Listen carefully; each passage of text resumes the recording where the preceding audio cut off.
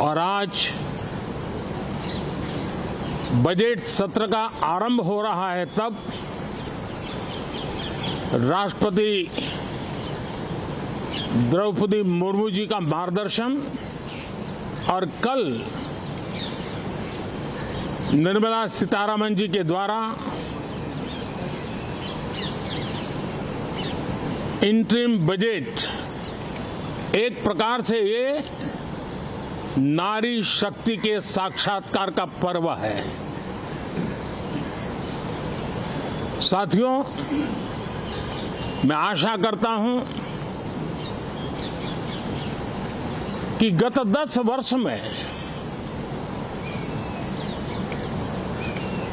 जिसको जो रास्ता सूझा उस प्रकार से संसद में सबने अपना अपना कार्य किया। लेकिन मैं इतना जरूर कहूंगा कि जिनको आदतन हुड़दंग करने का स्वभाव बन गया है, जो आदतन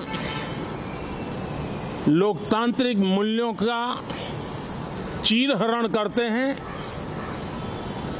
ऐसे सभी माननीय सांसद आज जब आखिरी सत्र में मिल रहे हैं, तब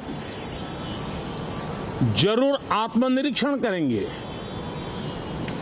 कि 10 साल में उन्होंने जो किया। अपने संसदीय क्षेत्र में भी 100 लोगों को पूछ ले, किसी को याद नहीं होगा, किसी को नाम भी पता नहीं होगा जिन्होंने इतना हुड़दंग हो हल्ला किया होगा।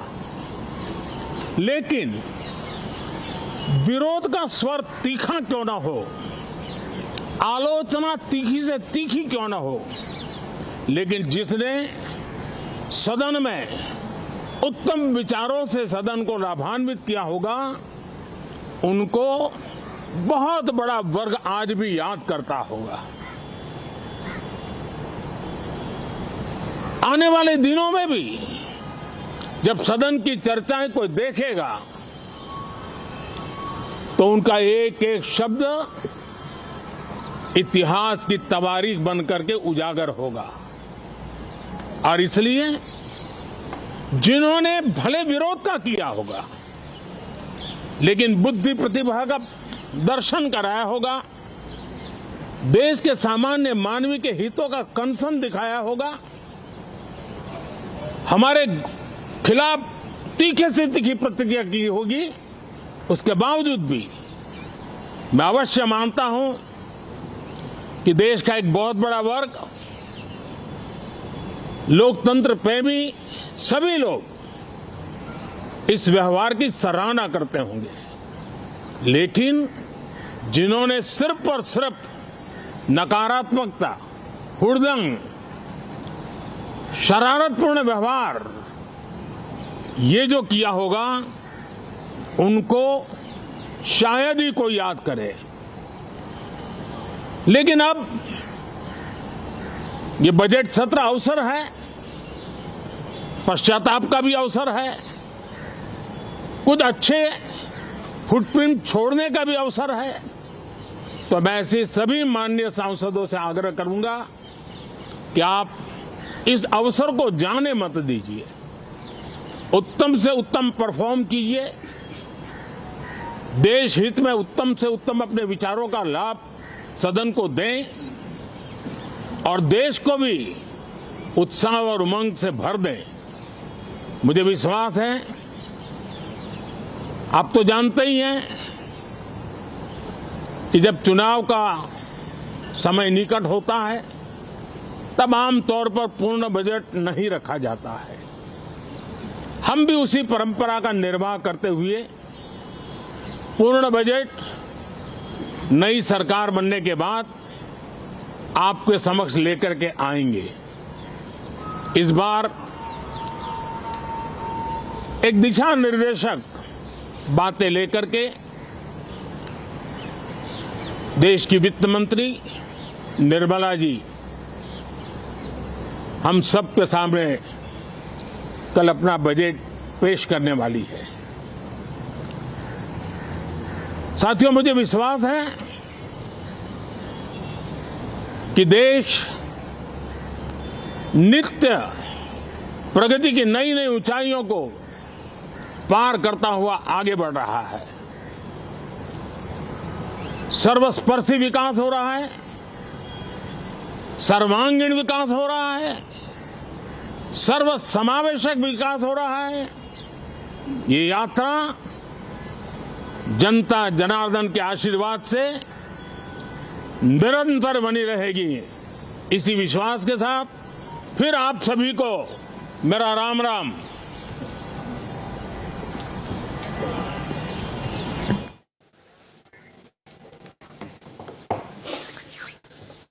All right, viewers, that was our Prime Minister Narendra Modi, who was talking about the interim budget, which will be presented by Finance Minister Nirmala Sitharaman, and the session has started today. It will go until the 9th of February. In fact, Prime Minister also highlighted that this is the perfect case of Nari Shakti and women empowerment that India is talking of, and India is looking ahead to formalizing and solidifying in the country's culture, as Nirmala Sitharaman is the finance minister, being a woman. This is the 6th time she's going to present the interim budget. In fact, that makes her the first complete woman finance minister. Earlier, before Nirmala Sitharaman, it was only Indira Gandhi who had presented the budget.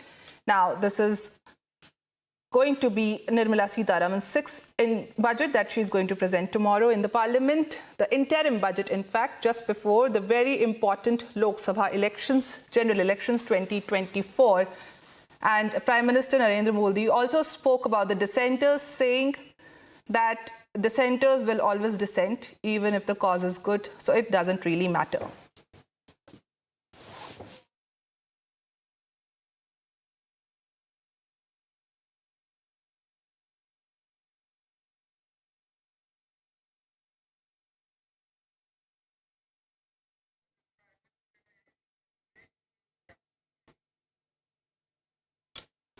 In fact, the Prime Minister also spoke about how the nation is progressing and it is reaching new heights.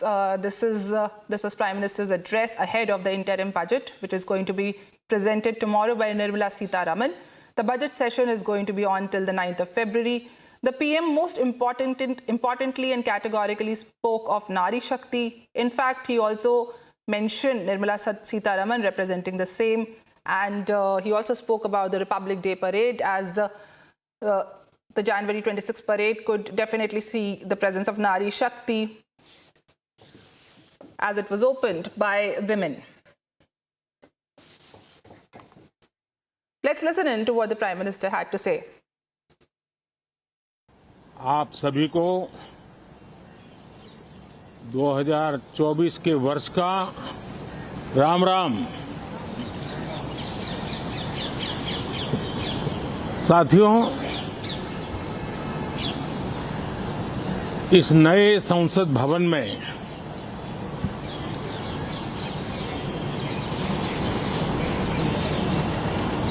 जो पहला सत्र हुआ था, उसके आखिर में इस संसद ने एक बहुत ही गरिमापूर्ण फैसला लिया था, और वो फैसला था नारी शक्ति वंदन अधिनियम। और उसके बाद 26 जनवरी को भी हमने देखा किस प्रकार से देश ने कर्तव्य पथ पर नारी शक्ति के सामर्थ्य को, नारी शक्ति के शौर्य को, नारी शक्ति के संकल्प की शक्ति को अनुभव किया। और आज बजट सत्र का आरंभ हो रहा है, तब राष्ट्रपति द्रौपदी मुर्मू जी का मार्गदर्शन और कल निर्मला सीतारमण जी के द्वारा इंटरिम बजट एक प्रकार से ये नारी शक्ति के साक्षात्कार का पर्व है। साथियों, मैं आशा करता हूं कि गत 10 वर्ष में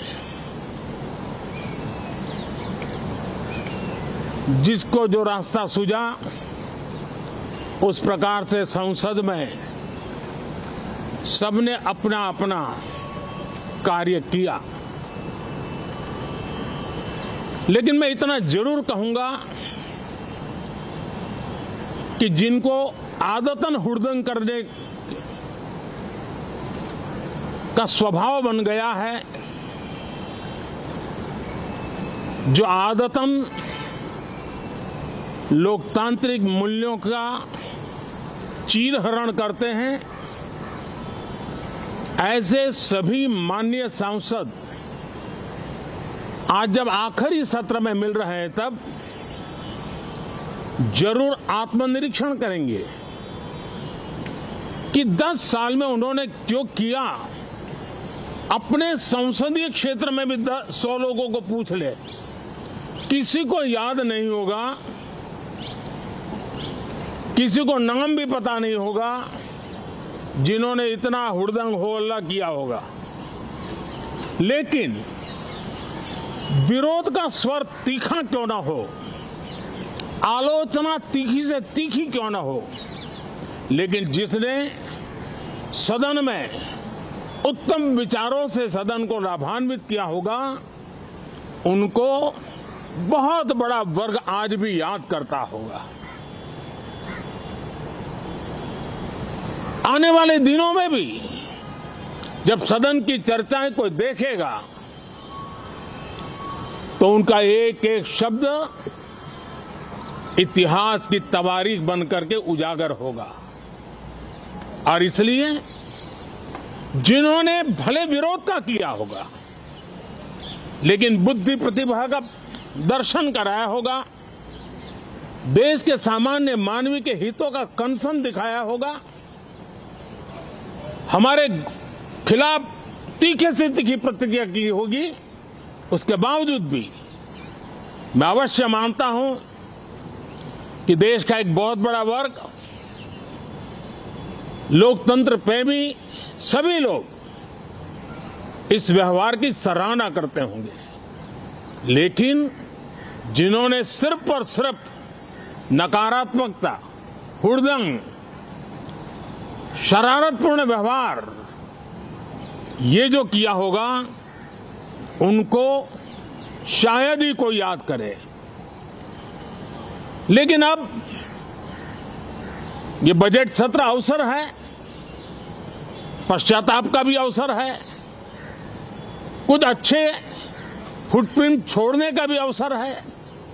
तो मैं ऐसे सभी माननीय सांसदों से आग्रह करूंगा कि आप इस अवसर को जाने मत दीजिए, उत्तम से उत्तम परफॉर्म कीजिए, देश हित में उत्तम से उत्तम अपने विचारों का लाभ सदन को दें और देश को भी उत्साह और उमंग से भर दें। मुझे विश्वास है, आप तो जानते ही हैं कि जब चुनाव का समय निकट होता है तब आमतौर पर पूर्ण बजट नहीं रखा जाता है। हम भी उसी परंपरा का निर्वाह करते हुए पूर्ण बजट नई सरकार बनने के बाद आपके समक्ष लेकर के आएंगे। इस बार एक दिशा निर्देशक बातें लेकर के देश की वित्त मंत्री निर्मला जी हम सबके सामने कल अपना बजट पेश करने वाली है। साथियों, मुझे विश्वास है कि देश नित्य प्रगति की नई नई ऊंचाइयों को पार करता हुआ आगे बढ़ रहा है। सर्वस्पर्शी विकास हो रहा है, सर्वांगीण विकास हो रहा है, सर्वसमावेशक विकास हो रहा है ये यात्रा जनता जनार्दन के आशीर्वाद से निरंतर बनी रहेगी। इसी विश्वास के साथ फिर आप सभी को मेरा राम राम।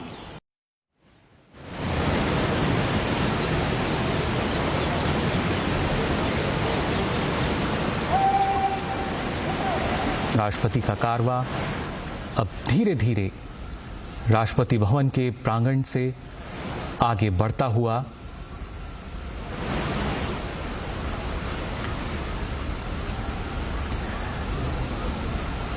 राष्ट्रपति के घुड़सवार अंगरक्षक भारतीय सेना की सबसे पुरानी रेजिमेंट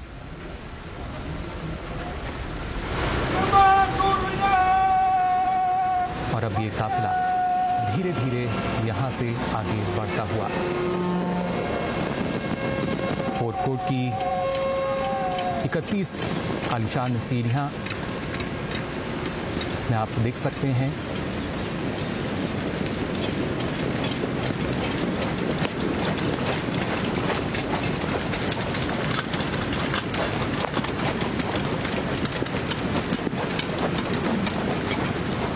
सत्रहवीं लोकसभा का अंतिम बजट सत्र आज और उसी में अभिभाषण के लिए प्रस्थान करते हुए राष्ट्रपति द्रौपदी मुर्मू।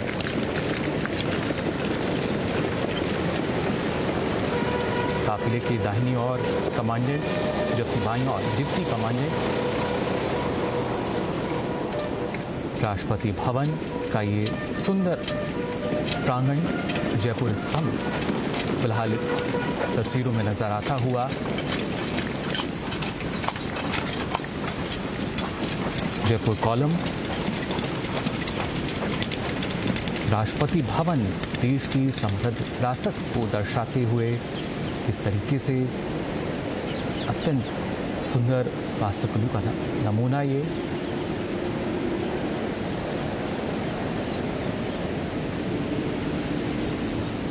आप देख सकते हैं इन तस्वीरों में जो काफिला है वो धीरे धीरे आगे बढ़ रहा है। आयरन गेट एक मुख्य पहचान में से एक राष्ट्रपति भवन की और उससे ये काफिला अब धीरे धीरे बाहर आते हुए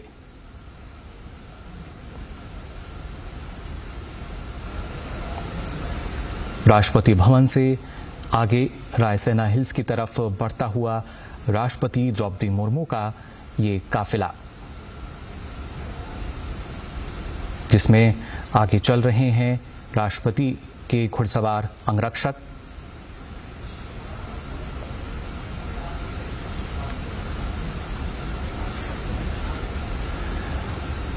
और रुक लेते हैं, हमारे संवाददाता ऋषि कुमार हमारे साथ जुड़े हुए हैं। ऋषि, राष्ट्रपति द्रौपदी मुर्मू राष्ट्रपति भवन से प्रस्थान कर रही हैं नए संसद भवन की तरफ और काफी ऐतिहासिक पल ये बग्गी में वो सवार हैं और साथ ही साथ उनके घुड़सवार अंगरक्षक जिन्होंने पहले राष्ट्रीय सैल्यूट उनको दिया और अब आगे बढ़ता हुआ उनका कारवा। बिल्कुल, ये निश्चित तौर से ऐतिहासिक पल है जब राष्ट्रपति का कारवा इस समय बढ़ रहा है धीरे धीरे संसद भवन परिसर की ओर। ये वो नई संसद भवन परिसर की ओर बढ़ता हुआ काफिला है जो गवाह बन रहा है हमारे उन ऐतिहासिक पलों का जिसमें राष्ट्रपति द्रौपदी मुर्मू तकरीबन 40 साल के बाद बग्गी में सवार होकर जो बजट सत्र है उसका जो राष्ट्रपति अभिभाषण है उसके लिए वो प्रस्थान कर रही हैं और उनके साथ निश्चित तौर से जो काफिला है जिसमें घुड़सवार हैं और उनकी जो बग्गी है जी। इसका एक अलग ऐतिहासिक पहलू है और इस बग्गी का उपयोग 1984 तक चलता रहा था और उसके बाद इसे बंद कर दिया गया था जी। सुरक्षा कारणों की वजह से। लेकिन जिस तरीके से ये जो पूरा का पूरा कारवा है और इसमें जो घुड़सवार हैं उसकी भी एक अलग कहानी है। किस तरीके से इसमें 6 घोड़े जो है वो लगाए जाते हैं जो कि भारतीय और ऑस्ट्रेलियाई मूल के जो घोड़े होते हैं उनको इस कारवे में प्रयोग किया जाता है। और अगर हम देखें तो इसमें करीब पूरे के पूरे अगर कारवा में घोड़ों की संख्या की करीब 55 घोड़े होते हैं और 2 कमांडिंग अधिकारियों के साथ ये कारवा आगे बढ़ता हुआ और हम देख रहे हैं कि अब ये कारवा धीरे धीरे विजय चौक की ओर आ रहा है और यहाँ से उसको देखना बहुत आसान हो रहा है। हालांकि थोड़ी सी धुंध है और कोहरा है, लेकिन जो दृश्य हैं वो मनोहारी दृश्य हैं, मन को छू लेने वाले दृश्य हैं। इन दृश्यों के माध्यम से हम अपनी लोकतंत्र की जो गरिमा है, लोकतंत्र की जो ताकत है, उसको बढ़ता हुआ देखते हैं। और जो हमारा जो संसद का जो सत्र है,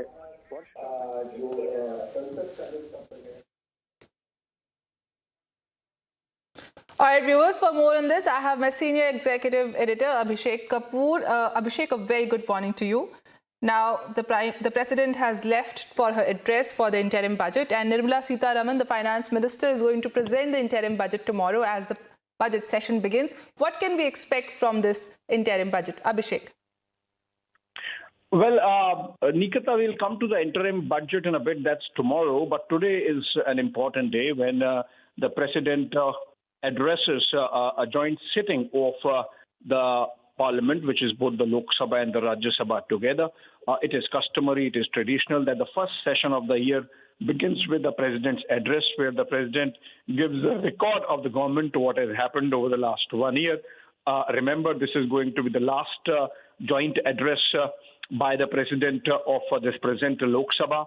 And so, of course, also of the second term of the Modi government. So you can expect that the address that the President makes is going to be about not just the last 1 year, but possibly about the achievements of the Modi government over the last decade. And in that sense, it's going to be an important address insofar as the government is concerned, and they would like to present their best case forward. You can expect most of their schemes, their achievements, the governance delivery, the promises met, etc., to be mentioned. The process itself of President coming out of the Rashtrapati Bhavan, we are seeing in the pictures President Draupadi Murmu, and the pageantry that generally goes with the arrival of the President, the movement of the President with the President's bodyguard in a procession, we are seeing in the pictures, and then coming to the Parliament House from the Rayasina Hill, down the Rayasina Hill to Vijay Chowk, and then left towards the Parliament. And this time, this is going to be the first time that the President's joint address is going to happen in the new Parliament building. And it's an important occasion, the first day of the first session of the year. But of course, this is also the last session of this Lok Sabha, the 17th Lok Sabha, before it's a short one. It ends on the 9th of February, just 8 sittings in the 10 days. And important agenda, of course, includes the President's joint address and a motion of thanks in which both the houses participate and the parties, they make their position, and it's a political statement that's made by political parties on the President's address, just as the government makes a political statement with the President's address. And then, of course, you're going to see responses coming in from the top leadership in the government, including the Prime Minister. And that's a very important address that's look forward to the Prime Minister participating in the motion of thanks, both in the Lok Sabha and the Rajya Sabha. So that's going to take 3 days. But as I said, this is the general agenda. Coming to the budget, of course, interim budget, Finance Minister Nirmala Sitharaman is going to present her 6th one on the trot. Now, this is an interim budget, and within 4 months, we are looking at a full-fledged budget. Really limits the actions which the government would want or might want to get reflected in terms of policy tweaks, in terms of changes in the tax administration, more like a vote on account. But still, because it's budget and it's an opportunity to make an address, you can expect that the finance minister again is going to use the opportunity tomorrow to underscore, highlight the promises delivered, of the promises that were made in the last budget. So in that sense, there's not going to be an economic survey this time because it's an interim budget, but budget speech itself is a statement of political economy rather than pure economics. So I think heading into a general election cycle, it's going to make some important statements of intent statements on governance, statements on governance delivery. Remember, the Modi government has been talking about Amrit Kal. The Modi government has been talking about the Viksit Bharat ambition. By 2047, the Modi government has been talking about making Indian economy the third largest economy in the soonest possible time. So obviously, all those things would reflect in the finance minister's statement tomorrow. But today, of course, all focus on President's address, the pictures of which you are on the screen. Nikita. All right, Abhishek, thank you so much for sharing all these details with us. Viewers, do stay with us as we'll be back after a very short break with President Draupadi Murmu, who is headed to the Parliament to address both the houses as the budget session begins.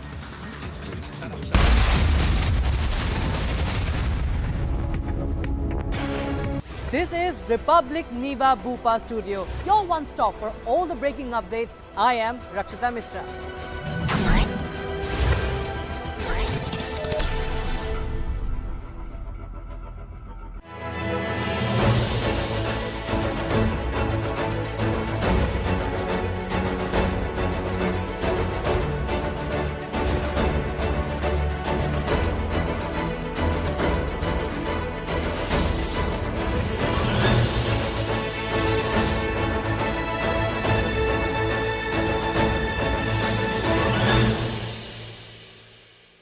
This is Republic Niva Bhupa Studio, your one stop for all the breaking news updates, and I am Nikita Sahai.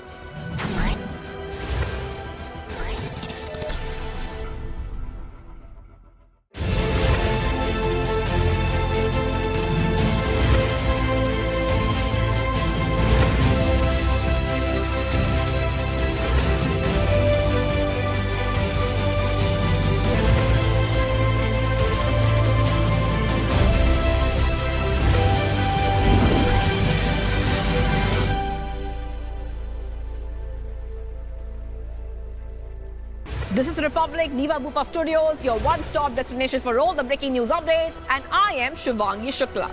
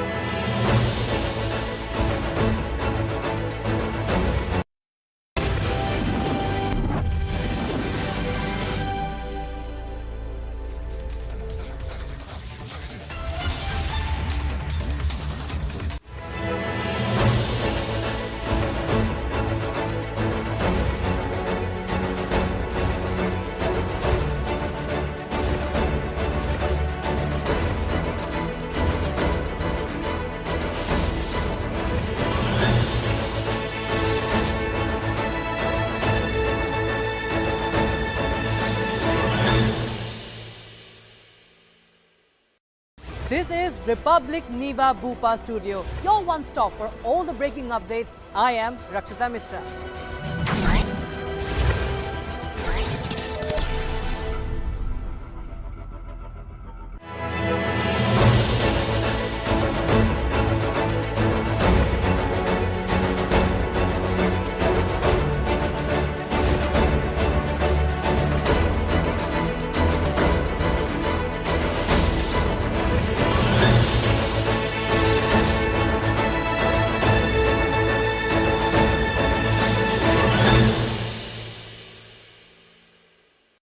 This is Republic Niva Bhupa Studios, your one-stop destination for all the breaking news updates, and I am Shivangi Shukla.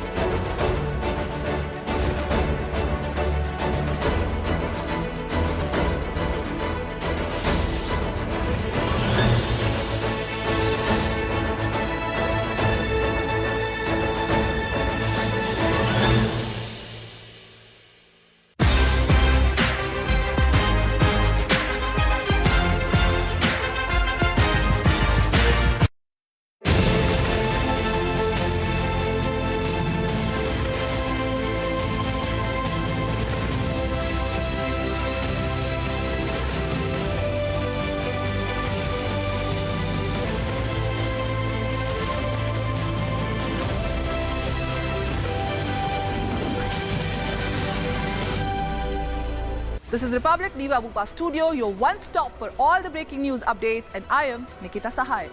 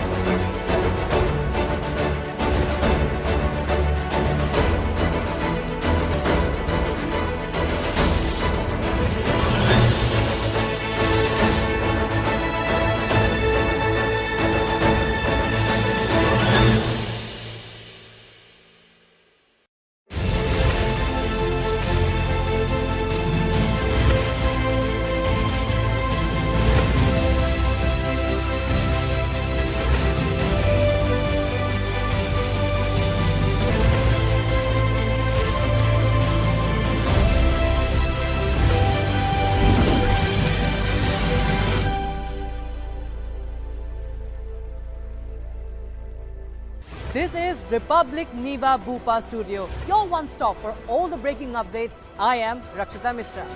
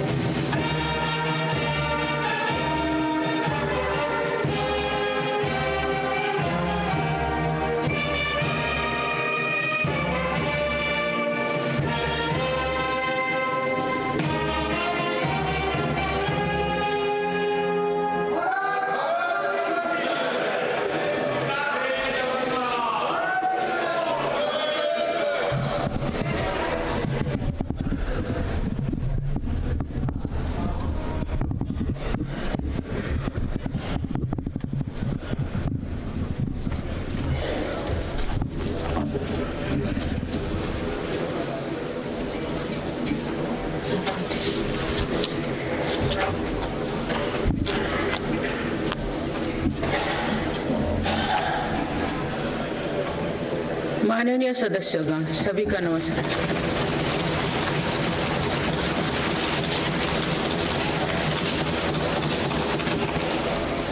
इस नए सदन भवन में ये मेरा पहला संबोधन है। आज की अमृतकाल की शुरुआत में ये भव्य भवन बना है। यहाँ एक भारत श्रेष्ठ भारत की महक भी है। भारत की सभ्यता और संस्कृति की चेतना भी है। इसमें हमारी लोकतांत्रिक और संसदीय परंपराओं के सम्मान का प्रण भी है।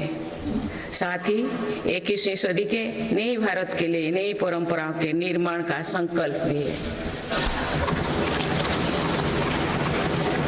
मुझे पूरा विश्वास है कि इस नए भवन में नीतियों पर सार्थक संवाद होगा।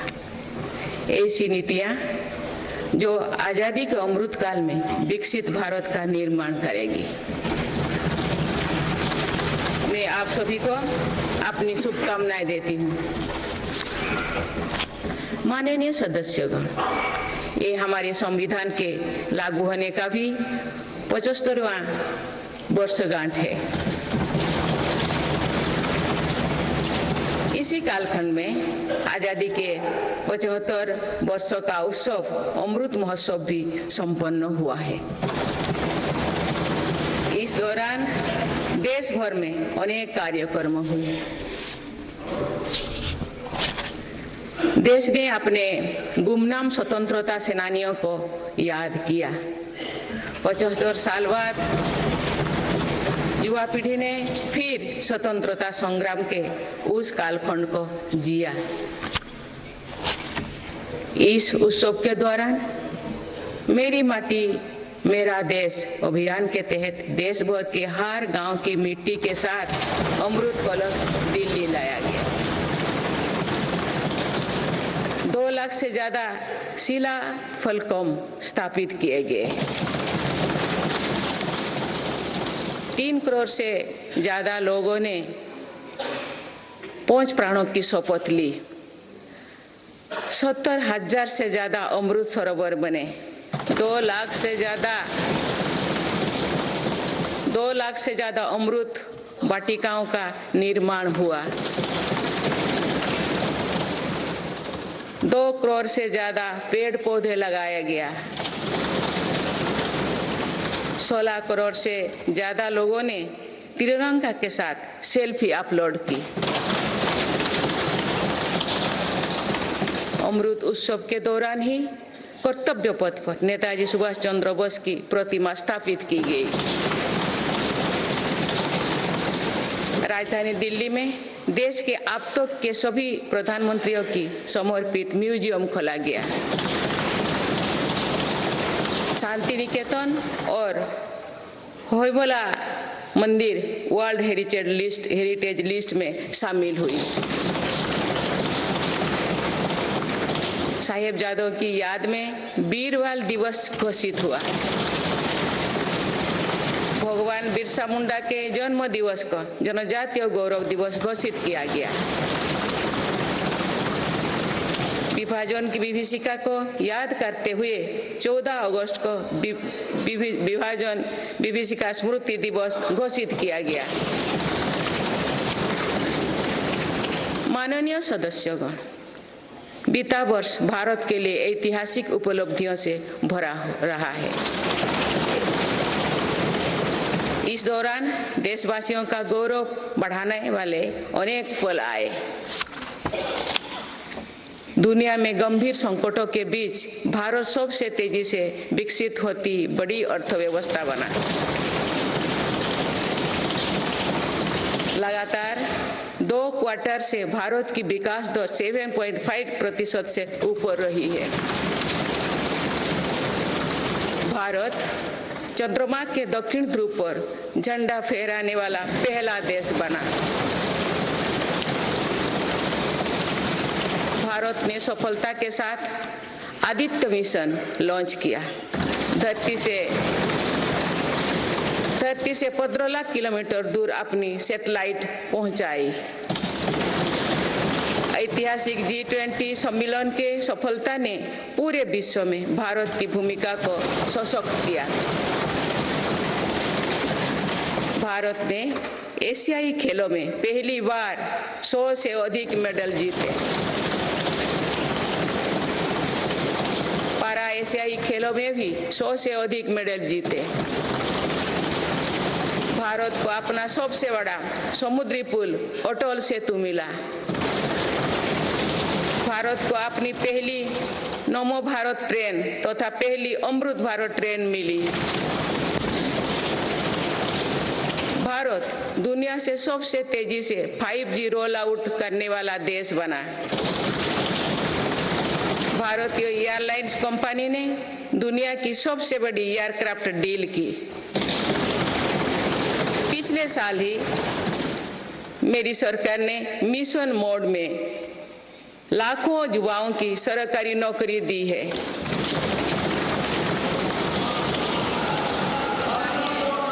माननीय सदस्यगण, बीते 12 महीने में मेरी सरकार अनेक महत्वपूर्ण विधेयक लेकर भी आए। ये विधेयक आप सभी संसद सदस्यों के सहयोग से आज कानून बन चुके हैं। ये ऐसे कानून हैं जो विकसित भारत के संकल्पों की सिद्धि का मजबूत आधार है। तीन दशक बाद नारी शक्ति बंधन अधिनियम पारित करने के लिए मैं आपकी सराहना करती हूँ।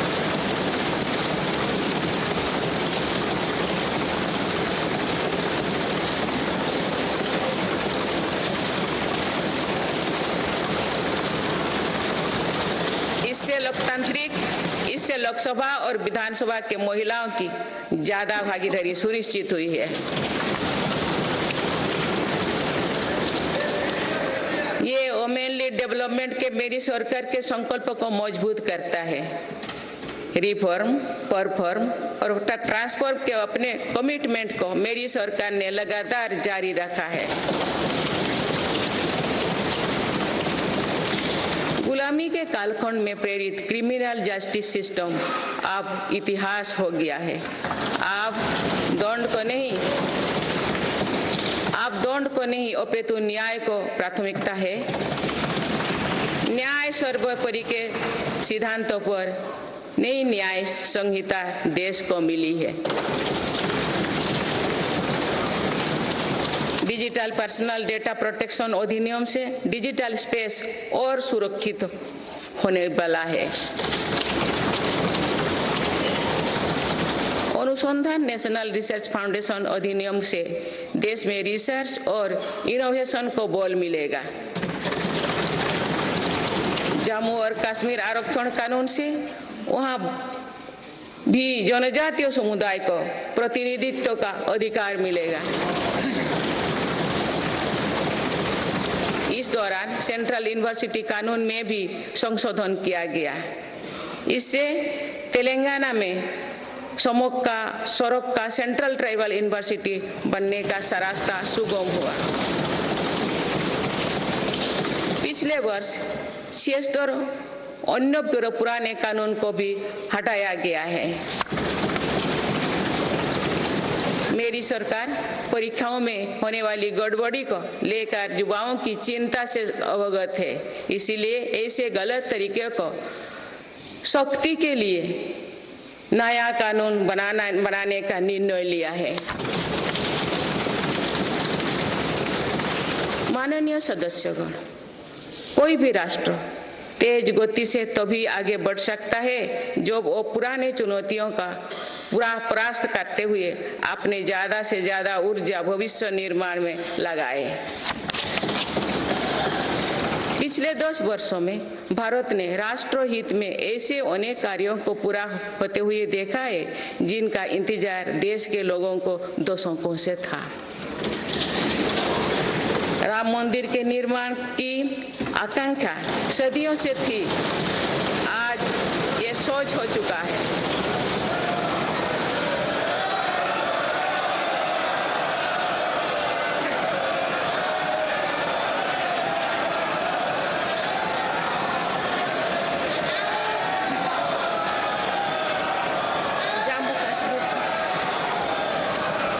जम्मू कश्मीर से आर्टिकल 370 हटाने को लेकर शंकाएं थी, आज वो इतिहास हो चुकी है। संसद ने 3 तलाक के विरुद्ध कड़ा कानून बनाया है। इसी संसद ने हमारे पड़ोसी देशों से आए पीड़ित अल्पसंख्यकों को नागरिक देने वाला कानून बनाया। मेरी सरकार ने वन रैंक वन पेंशन की भी लागू किया, जिसका इंतजार 4 दशकों से था। ओआरओपी लागू होने के बाद अब तक पूर्व सैनिकों को लगभग 1 लाख करोड़ रुपए मिल चुकी है। भारतीय सेना में पहली बार चीफ ऑफ डिफेंस स्टाफ की नियुक्ति भी हुई है। माननीय सदस्यगण, उत्कलमणि पंडित गोपबंधु दास की अमर पंक्तियां असीम राष्ट्र प्रेम की भावना का सदा संचार करती है। उन्होंने कहा था, मिसु मोर देह ए देश माटी रे, देशवासी चली जानतु पिठी रे, देशर स्वराज्य पथे जेते गाड़, उरु तही गड़ी मोर मांस हाड़। अर्थात मेरा शरीर इस देह की माटी के साथ मिल जाए, देशवासी मेरी पीठ पर से चलते चल जाए, देश के स्वराज पथ में जितनी भी खाइयां हैं वे मेरी हाड़ मांग से फट जाए।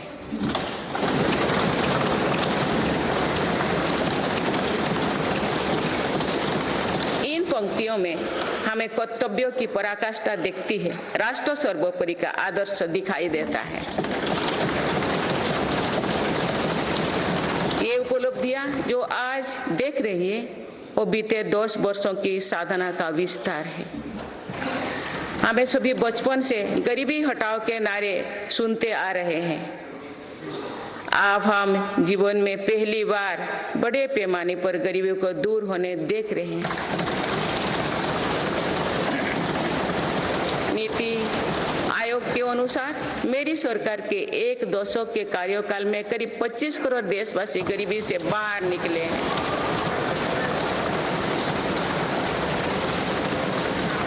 यह प्रत्येक गरीब में नया विश्वास जगाने वाली बात है। जो 25 करोड़ लोगों की गरीबी दूर हो सकती है तो उसकी भी गरीबी दूर हो सकती है। आज अर्थव्यवस्था के विभिन्न आयामों को देखें तो ये विश्वास बढ़ता है कि भारत सही दिशा में तथा सही निर्णय लेते हुए आगे बढ़ रही है। बीते 10 वर्षों में हमने भारत को फ्रेजाइल 5 से निकलकर टॉप 5 इकोनॉमीज में शामिल होते देखा।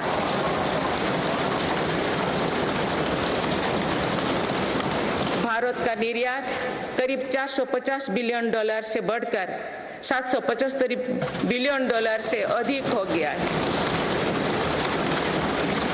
पहले की तुलना में एफडीआई द्विगुना हुआ है। खादी और ग्रामोद्योग के उत्पादों की बिक्री में 4 गुना से अधिक की वृद्धि हुई है। आईटीआर फाइल करने वाले की संख्या करीब 3.25 करोड़ से बढ़कर लगभग 8.25 करोड़ हो चुकी है और बढ़ोतरी 2 गुना से भी कहीं अधिक है। 1 दशक पहले देश में केवल कुछ 100 स्टार्टअप थे जो आज बढ़कर 1 लाख से अधिक हो गया। साल में 94,000 कंपनियां रजिस्टर हुई थी। पिछले वर्ष ये संख्या 1,60,000 तक पहुंच चुके हैं। दिसंबर 2017 में 98 लाख से लोग जीएसटी देते थे। आज इनकी संख्या 1,40,00,000 है। 2014 से पहले के 10 वर्षों में लगभग 13 करोड़ वाहन बिके थे। पिछले 10 वर्षों में देशवासियों ने 21 करोड़ से अधिक वाहन खरीदे हैं। 2014-15 में लगभग 2000 इलेक्ट्रिक वाहन बिके थे, जबकि 2023-24 में दिसंबर माह तक ही लगभग 15 लाख इलेक्ट्रिक वाहन बिक चुके हैं। माननीय सदस्यगण, बीते दशक में मेरी सरकार ने सुशासन और पारदर्शिता को हर व्यवस्था का मुख्य आधार बनाया है। इसी का परिणाम है कि हम बड़े आर्थिक सुधारों के साक्षी बने हैं। इस दौरान देश को इंसॉल्वेंसी एंड बैंकरप्सी कोड मिला है। देश को जीएसटी के रूप में एक देश एक टैक्स कानून मिला है। मेरी सरकार ने माइक्रो इकोनॉमिक स्टेबिलिटी में भी सुनिश्चित की है। 10 वर्षों में कैपेक्स 5 गुना बढ़कर 2 लाख करोड़ हो गया है। साथ ही फिजिकल डेफिसिट भी नियंत्रण भी में है। आज हमारे फॉरेक्स रिजर्व्स 600 अरब डॉलर से ज्यादा है। हमारे बैंकिंग सिस्टम जो पहले बुरी तरह से चरमराया था, वो आज दुनिया के सबसे मजबूत बैंकिंग सिस्टम में से एक बना है। बैंक का एनपीए जो कभी डबल डिजिट में होता था, वो आज लगभग 4% ही है। मेक इन इंडिया और आत्मनिर्भर भारत अभियान हमारी ताकत बन चुकी है। भारत आज दुनिया का दूसरा सबसे बड़ा मोबाइल फोन निर्माता है। पिछले एक दशक के दौरान मोबाइल फोन मैन्युफैक्चरिंग में 5 गुना बढ़ोतरी हुई है। कुछ साल पहले भारत खिलौना आयात करता था, आज मेड इन इंडिया खिलौने निर्यात कर रहा है। भारत का डिफेंस प्रोडक्शन 1 लाख करोड़ रुपए के पार पहुंच चुका है। आज हर भारतीय देश में बने एयरक्राफ्ट कैरियर आईएनएस विक्रांत को देखकर गर्व से भरा हुआ है। लड़ाकू विमान तेजस अब हमारी वायुसेना की ताकत बन रहे हैं। C-295 ट्रांसपोर्ट एयरक्राफ्ट का निर्माण भारत में होने जा रहा है। आधुनिक एयरक्राफ्ट इंजन भी भारत में बनाया जाएगा। उत्तर प्रदेश और तमिलनाडु में डिफेंस कॉरिडोर का विकास हो रहा है। मेरी सरकार ने डिफेंस सेक्टर में निजी क्षेत्रों की भागीदारी सुनिश्चित की है। स्पेस सेक्टर को भी हमारी सरकार ने युवा स्टार्टअप्स के लिए खोल दिया है। माननीय सदस्यगण, मेरी सरकार वेल्थ क्रिएटर का सम्मान करती है तथा भारत के प्राइवेट सेक्टर के सामर्थ्य पर विश्वास करती है। भारत में बिजनेस करना आसान हो, इसके लिए उपयुक्त माहौल रहे, इस पर भी मेरी सरकार लगातार काम कर रही है। ईज ऑफ डूइंग बिजनेस में लगातार सुधार हो रहा है। बीते कुछ वर्षों में 40,000 से ज्यादा कंप्लायंस को हटाया जा या सरल किया गया है।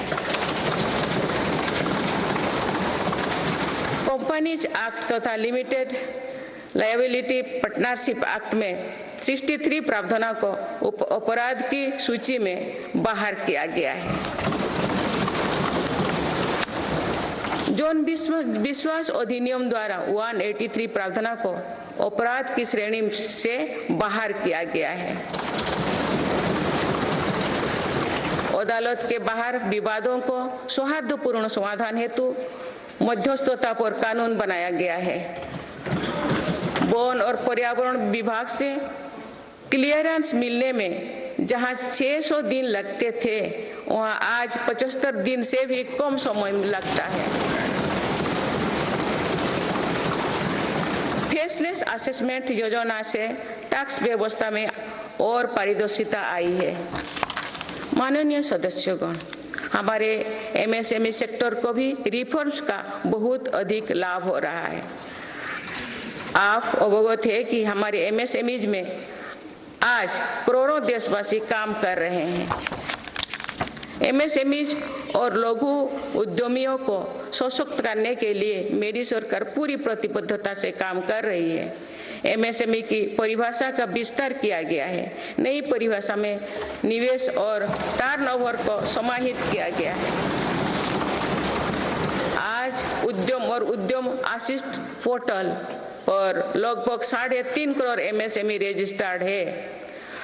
बीते वर्षों में MSMEs के लिए क्रेडिट गारंटी स्कीम के तहत करीब 5 लाख करोड़ की गारंटी स्वीकृति किए गए।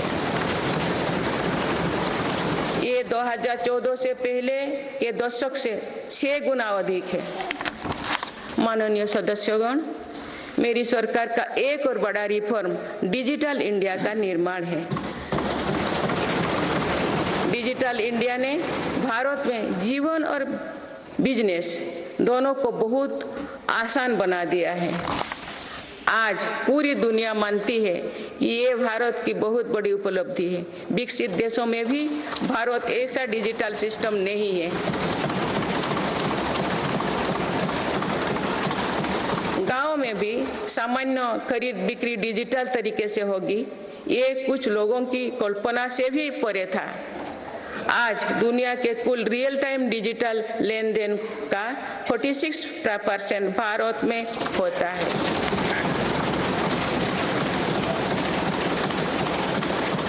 पिछले महीने UPI से रिकॉर्ड 1200 करोड़ ट्रांजैक्शन हुई है।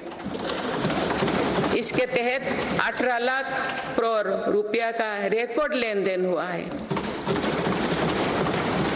दुनिया के दूसरे देश भी आज UPI से ट्रांजैक्शन की सुविधा दे रही है। डिजिटल इंडिया के कारण बैंकिंग आसान हुई है और लेन देन भी सरल हुआ है। जनधन आधार मोबाइल की त्रिशक्ति से भ्रष्टाचार पर लगाम लगने में मदद मिली है। मेरी सरकार अब तक 34 लाख करोड़ रुपया DBT से ट्रांसफर कर चुके हैं। जनधन आधार मोबाइल के कारण करीब 10 करोड़ फर्जी लाभार्थी सिस्टम से बाहर किए गए हैं।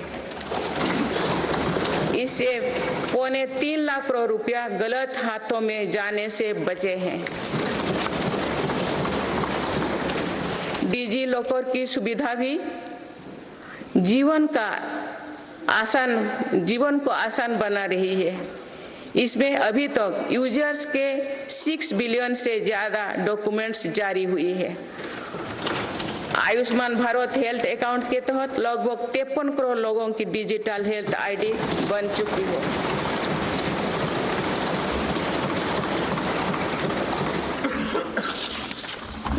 माननीय सदस्यगण, डिजिटल के साथ साथ फिजिकल इंफ्रास्ट्रक्चर पर भी रिकॉर्ड निवेश हुई है। आज भारत में ऐसा इंफ्रास्ट्रक्चर बन रहा है जिसका सपना हर भारतीय देखता था।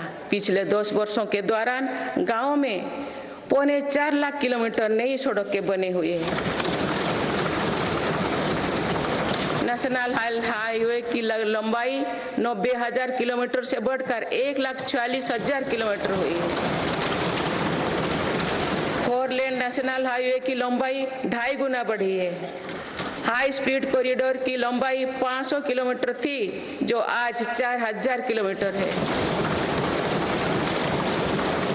एयरपोर्ट की संख्या 74 से 2 गुना बढ़कर 149 हो चुकी है।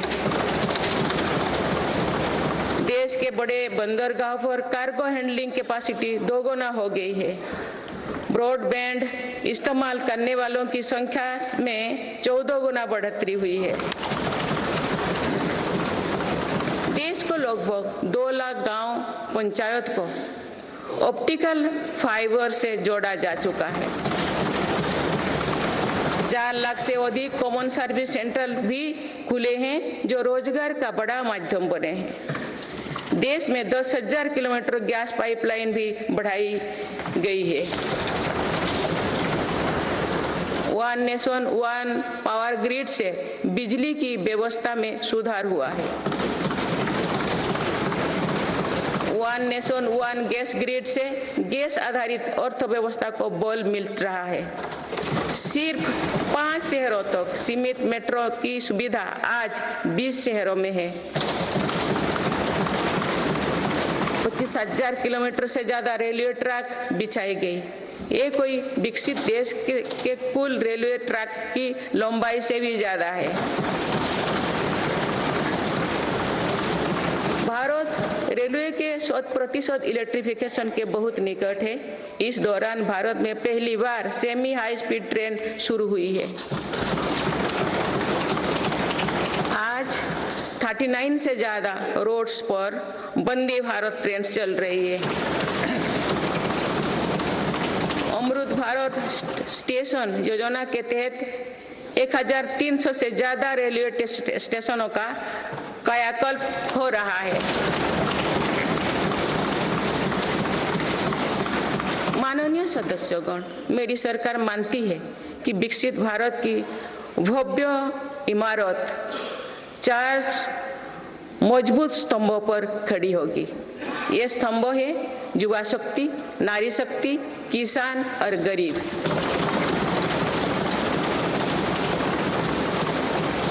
देश के हर हिस्से, हर समाज में इन सभी की स्थिति और सपने एक जैसे ही हैं। इसीलिए इन 4 स्तंभों को सशक्त करने के लिए मेरी सरकार निरंतर काम कर रही है।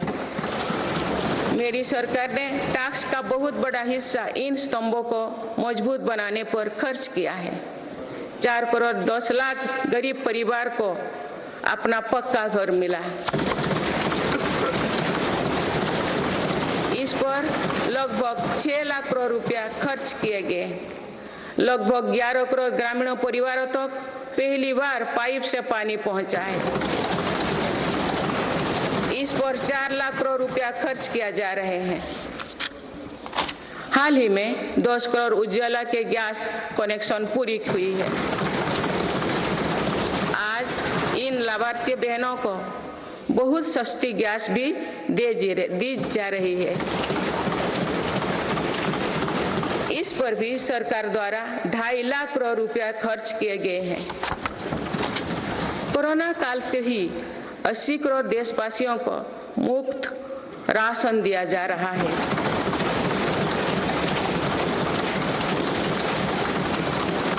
अब इसे आने वाले 5 वर्षों के लिए आगे बढ़ाया गया है। अब इस पर 11 लाख करोड़ रुपया और खर्च होने का अनुमान है। मेरी सरकार का प्रयास है कि हर योजना का तेजी से सैचुरेशन हो, कोई भी लाभार्थी वंचित ना रहे। इसके लिए 15 नवंबर से विकसित भारत संकल्प यात्रा चल रही है। अभी तक इस यात्रा से करीब 19 करोड़ देशवासी जुड़ चुके हैं।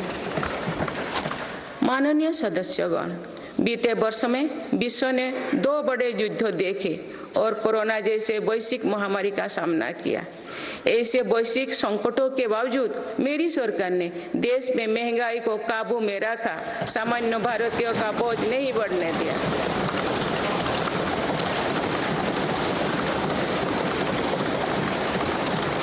दो 2014 से पहले के 10 वर्षों में औसत महंगाई दर 8% से अधिक थी। पिछले दशकों में औसत महंगाई दर 5% रही।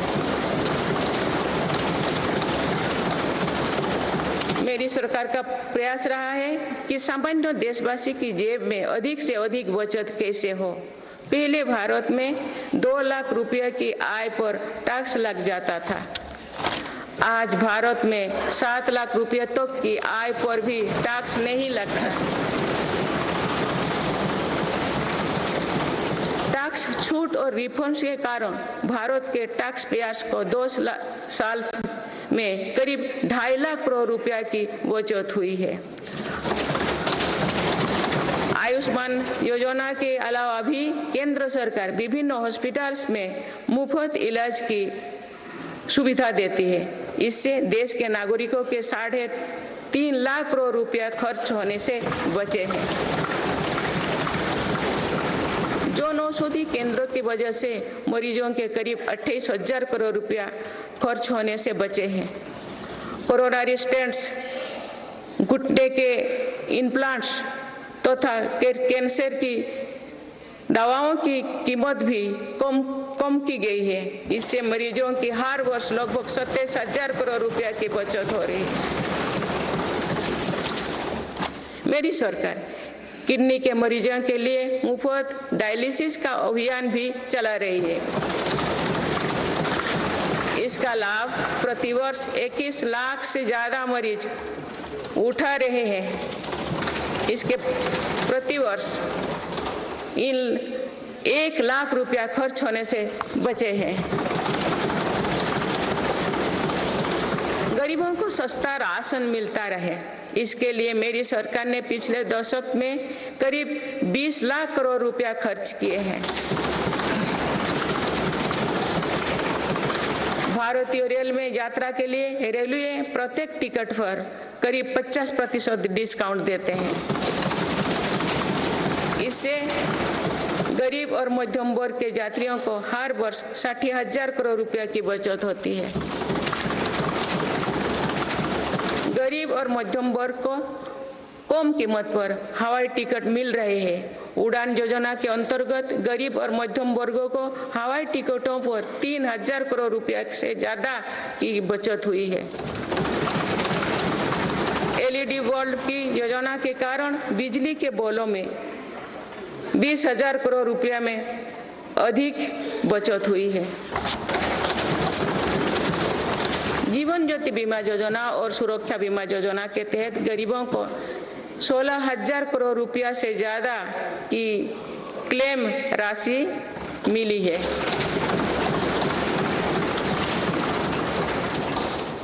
माननीय सदस्यगण, नारी शक्ति का सामर्थ्य बढ़ाने के लिए मेरी सरकार हर स्तर पर काम कर रही है। इस वर्ष की गणतंत्र दिवस परेड भी नारी शक्ति के लिए समर्पित थी।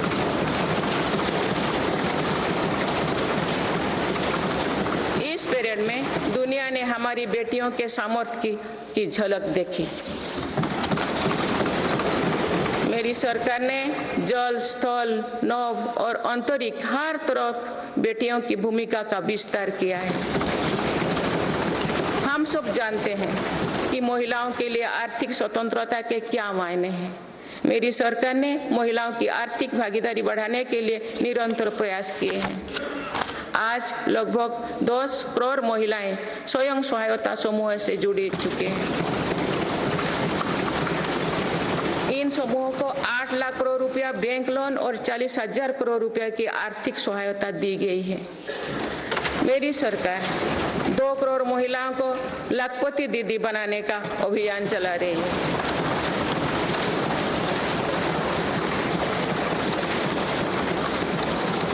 नमो ड्रोन दीदी योजना के तहत समूहों को 15,000 ड्रोन उपलब्ध कराए जा रहे हैं।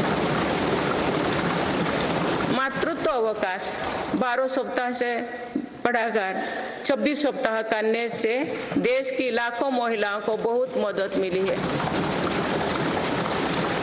मेरी सरकार ने महिलाओं की पहली बार सशस्त्र बलों में परमानेंट कमीशन दिया गया है। पहली बार सैनिक स्कूलों और राष्ट्रीय रक्षा अकादमी में महिला कैडेट्स के प्रवेश दिया गया है।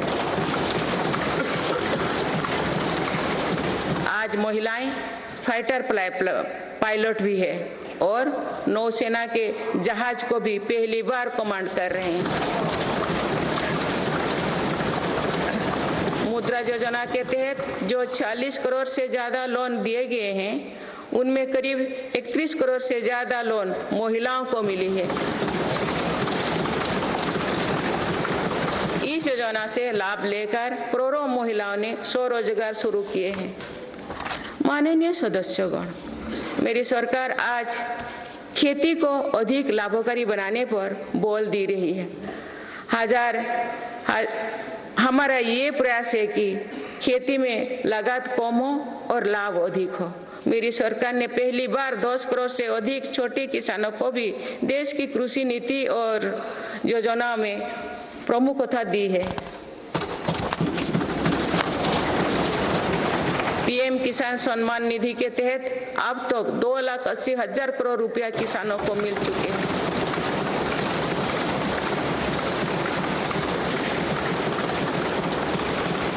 सालों में किसानों के लिए बैंक से आसान लोन में 3 गुना वृद्धि की गई है। प्रधानमंत्री फसल बीमा योजना के तहत किसानों ने 30,000 करोड़ रुपया प्रीमियम भरा। इसके बदले उन्हें 1.5 लाख करोड़ रुपए का क्लेम मिला है। पिछले 10 वर्षों में लगभग 18 लाख करोड़ रुपया एमएसपी के रूप में धान और गेहूं की खेती करने वाले किसानों को मिले हैं। ये 2014 से पहले के 2 सालों की तुलना में 2.5 गुना अधिक है।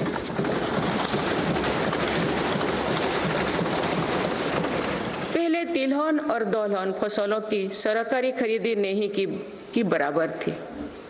पिछले दशकों में तिलहन और दलहन की खेती करने वाले किसानों को एमएसपी के रूप में 1.25 लाख करोड़ रुपया मिले हैं।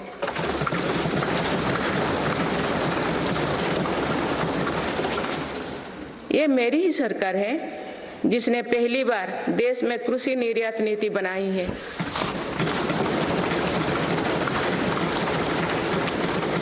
इससे एग्रीकल्चर एक्सपोर्ट 4 लाख करोड़ रुपया तक पहुंचा है। किसानों को सस्ती खाद मिले, इसके लिए 10 सालों में 11 लाख करोड़ रुपया से अधिक खर्च किए गए हैं। मेरी सरकार ने 1.25 लाख से ज्यादा प्रधानमंत्री किसान समृद्धि केंद्र स्थापित किए हैं। अभी तक लगभग 8,000 किसान उत्पादक संघ एफपीओ बनाए जा चुके हैं। मेरी सरकार कृषि में सहकारिता को बढ़ावा दे रहे हैं। इसके लिए देश में पहली बार सहकारिता मंत्रालय बनाया गया है। सरकारी क्षेत्र में दुनिया की सबसे बड़ी अनाज भंडारण योजना शुरू की गई है। जिन गांव में सहकारी समितियां नहीं है, वहां 2 लाख समितियां बनाई जा रही है। मत्स्य पालन क्षेत्र में 38,000 करोड़ रुपया से अधिक की योजनाएं चलाई जा रही है, जिसके कारण मत्स्य उत्पादन पिछले 2 साल में 95 लाख मीट्रिक टन से बढ़कर 175 लाख मीट्रिक टन यानी लगभग 2 गुना हो गया है। इनलैंड फिशरीज का उत्पादन 61 लाख मीट्रिक टन से बढ़कर 131 लाख मीट्रिक टन हो गया है। मत्स्य पालन क्षेत्र में निर्यात भी 30,000 करोड़ रुपया से बढ़कर 64,000 करोड़ रुपया तक यानी 2 गुनी से ज्यादा बढ़ा है। देश में पहली बार पशुपालकों और मछुआरों को किसान क्रेडिट कार्ड का लाभ दिया गया है। पिछले दशकों में प्रति व्यक्ति दूध उपलब्धता 40% बढ़ी है। पशुओं को खुरपका और मुंहपका बीमारियों से बचाने के लिए पहली बार मुफ्त टीकाकरण अभियान चल रहा है। अब तक 4 चरणों में 50 करोड़ से ज्यादा टीका पशुओं की दिए जा चुके हैं।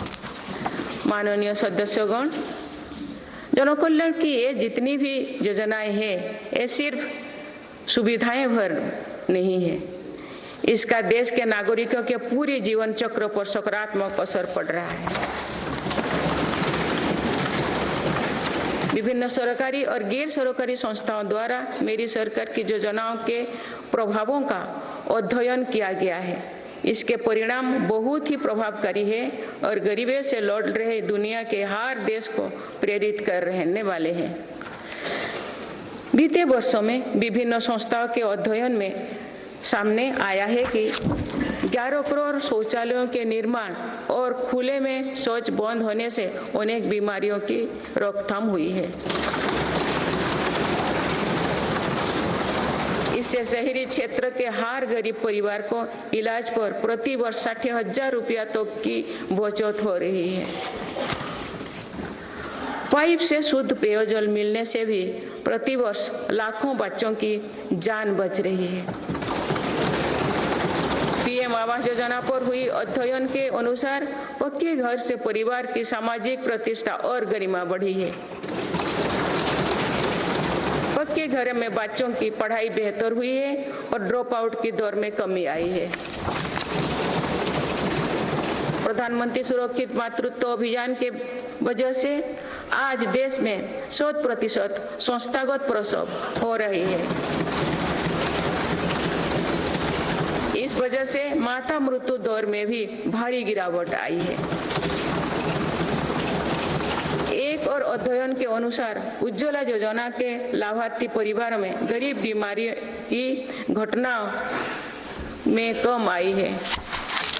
माननीय सदस्यगण, मेरी सरकार मानव केंद्रित विकास पर बल दे रही है। हमारे लिए हर नागरिक की गरिमा सर्वोपरि है। यही सामाजिक न्याय की हमारी अवधारणा है। भारत के संविधान के हर अनुच्छेद का संदेश भी यही है। हमारे यहाँ लंबे समय तक सिर्फ अधिकारों पर चर्चा होती थी। हमने सरकार के कर्तव्यों पर भी बल दिया। इससे नागरिकों में भी कर्तव्य भाव जागा। आज अपने अपने कर्तव्य के पालन से हर अधिकार की गारंटी का भाव जागृत हुआ। मेरी सरकार ने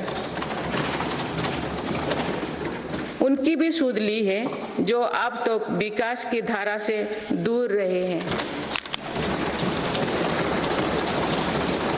ऐसे हजारों आदिवासी गांव हैं जहां बीते 10 वर्षों में पहली बार बिजली और सड़क पहुंची है।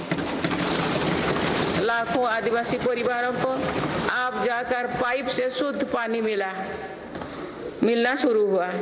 विशेष अभियान के तहत मेरी सरकार हजारों आदिवासी बहुल गांव में 4G इंटरनेट सुविधा भी पहुंचा रही है। बंधन केंद्रों की स्थापना और 90 से ज्यादा वन उपज पर MSP दिए जाने से आदिवासियों को बहुत लाभ हुआ है। मेरी सरकार ने पहली बार जनजातियों में भी सबसे पिछड़े जनजातियों को की सूद ली है। उनके लिए लगभग 24,000 करोड़ रुपया की PM जनमन योजना बनाई है। आदिवासी परिवारों में अनेक पीढ़ियां सिकल सेल एनीमिया में पीड़ित रही है। पहली बार इसके लिए राष्ट्रीय मिशन शुरू किया गया है। अब तक लगभग 1,40,00,000 लोग की जांच की हो चुकी है। दिव्यांगजनों के लिए भी मेरी सरकार ने सुगम्य भारत अभियान चलाए हैं। साथ ही भारतीय सांकेतिक भाषा में पाठ्य पुस्तकें उपलब्ध कराई है। ट्रांसजेंडर को समाज में सम्मानजनक स्थान दिलाने और उनके अधिकारों के संरक्षण हेतु भी कानून बनाए हैं। माननीय सदस्यगण, हमारे यहाँ विश्वकर्मा परिवारों के बिना दैनिक जीवन की कल्पना भी मुश्किल है। ये परिवार पीढ़ी दर पीढ़ी अपने कौशल को आगे बढ़ाते हैं, लेकिन सरकारी मदद के अभाव में हमारी विश्वकर्मा साथी बुरी स्थिति से गुजर रहे थे। मेरी सरकार ने ऐसे विश्वकर्मा परिवार को भी सूद ली है। अभी तक PM विश्वकर्मा योजना से 84 लाख से ज्यादा लोग जुड़ चुके हैं। रेहड़ी, ठेले, फुटपाथ पर काम करने वाले साथी भी दशकों से अपने हाल पर छोड़ दिए गए थे। मेरी सरकार ने PM स्वनिधि योजना द्वारा उनको बैंकिंग से जोड़ा। इस योजना के तहत अब तक 10,000 करोड़ रुपया से अधिक की राशि के ऋण दिया जा चुका है।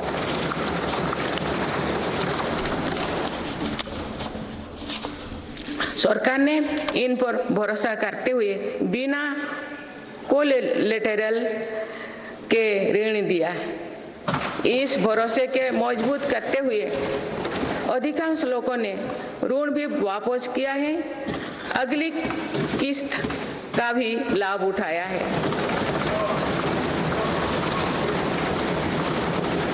इस योजना के अधिकतर लाभार्थी दलित, पिछड़े, आदिवासी और महिलाएं हैं। माननीय माननीय सदस्यगण, सबका साथ, सबका विकास, सबका विश्वास और सबका प्रयास के मंत्र पर चल रही मेरी सरकार समाज के हर वर्ग को उचित अवसर देने में जुटी है। पहली बार सामान्य वर्ग के गरीबों को आरक्षण की सुविधा दी गई है। मेडिकल में ग्रेजुएशन और पोस्ट ग्रेजुएशन के लिए ओबीसी के केंद्रीय कोटे के तहत दाखिली में 27% आरक्षण सुनिश्चित किया गया है। राष्ट्रीय पिछड़ा बोर्ड आयोग को संवैधानिक दर्जा दिया गया है। मेरी सरकार ने बाबा साहेब आम्बेडकर से जुड़े 5 स्थानों को पंचतीर्थ के रूप में विकसित किया। आज देश भर में आदिवासी स्वतंत्रता सेनानियों के लिए समर्पित 10 संग्रहालय बनाया जा रहा है।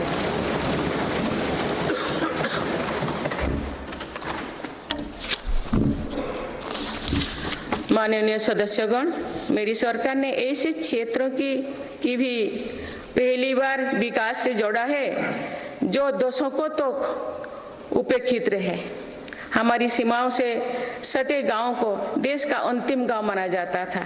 मेरी सरकार ने उन्हें देश का पहला गांव बनाया।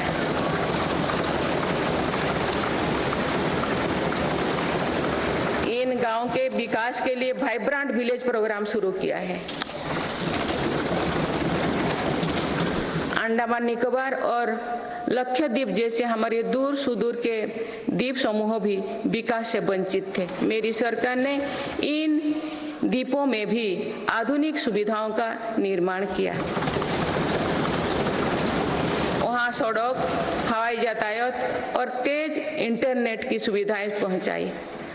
कुछ सप्ताह पूर्व ही लक्षद्वीप को भी अंडर वाटर ऑप्टिकल फाइबर से जोड़ा गया है। इससे स्थानीय लोगों के साथ ही पर्यटकों को भी सुविधा होगी। मेरी सरकार द्वारा आकांक्षा जिला कार्यक्रम के तहत देश के 100 से अधिक जिलों में विकास का प्राथमिकता दी गई है। इस कार्यक्रम की सफलता को देखते हुए मेरी सरकार ने आकांक्षा ब्लॉक कार्यक्रम भी शुरू किया है। इससे देश के उन ब्लॉक्स में विकास पर विशेष जोर दिया जा रहा है जो पीछे छूट गए हैं। माननीय सदस्यगण, मेरी सरकार आज पूरी सीमा पर मॉडर्न इंफ्रास्ट्रक्चर बना रही है। एक काम बहुत पहले ही प्राथमिकता के आधार पर हो जाना चाहिए था। आतंकवाद हो या विस्तारवाद, हमारी सेनाएं आज जैसे को तैसा की नीति के साथ जवाब दे रही है।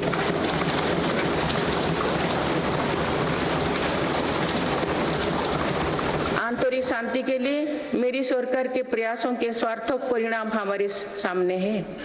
जम्मू कश्मीर में आज सुरक्षा का वातावरण है। आज वहाँ हड़ताल का सन्नाटा नहीं, भीड़ भरे बाजार की चल पहल है। नॉर्थ ईस्ट में अलगाववाद की घटना में भारी कमी आई है। अनेक संगठनों ने स्थायी शांति के तरफ कदम बढ़ाए हैं।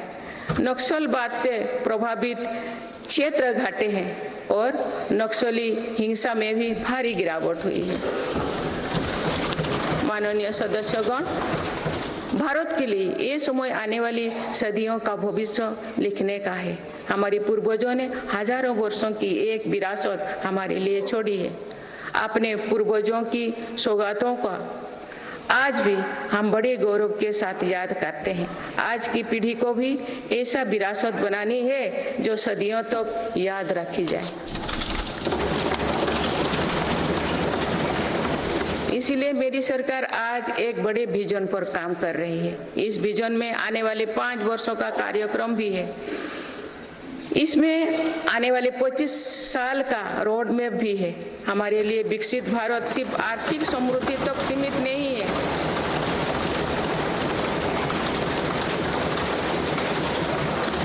हमारे लिए विकास भारत सिर्फ आर्थिक समृद्धि तक सीमित नहीं है। हम सामाजिक, सांस्कृतिक और सामरिक ताकत को भी उतना ही महत्व देते हैं।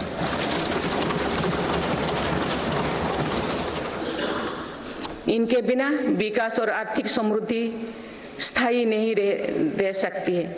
बीते दशकों के फैसले भी इसी ध्येय से लिए गए हैं। आज भी अनेक कदम इसी लक्ष्य के साथ उठाया जा रहे हैं। माननीय सदस्यगण, भारत के तेज विकास को लेकर आज दुनिया की हर एजेंसी आश्वस्त है। राष्ट्रीय और अंतर्राष्ट्रीय एजेंसी जो भी आकलन कर रहे हैं, उनका आधार भारत की नीतियां हैं। इंफ्रास्ट्रक्चर में रिकॉर्ड निवेश और पॉलिसी रिफॉर्म निवेशकों का विश्वास और बढ़ा रहा है। पूर्ण बहुमत वाली स्थिर और मजबूत सरकार के लिए भारतीयों का संकल्प भी दुनिया को नया भरोसा दे रहे हैं। आज दुनिया को विश्वास है कि भारत ही ग्लोबल सप्लाई चेन को सशक्त कर सकता है।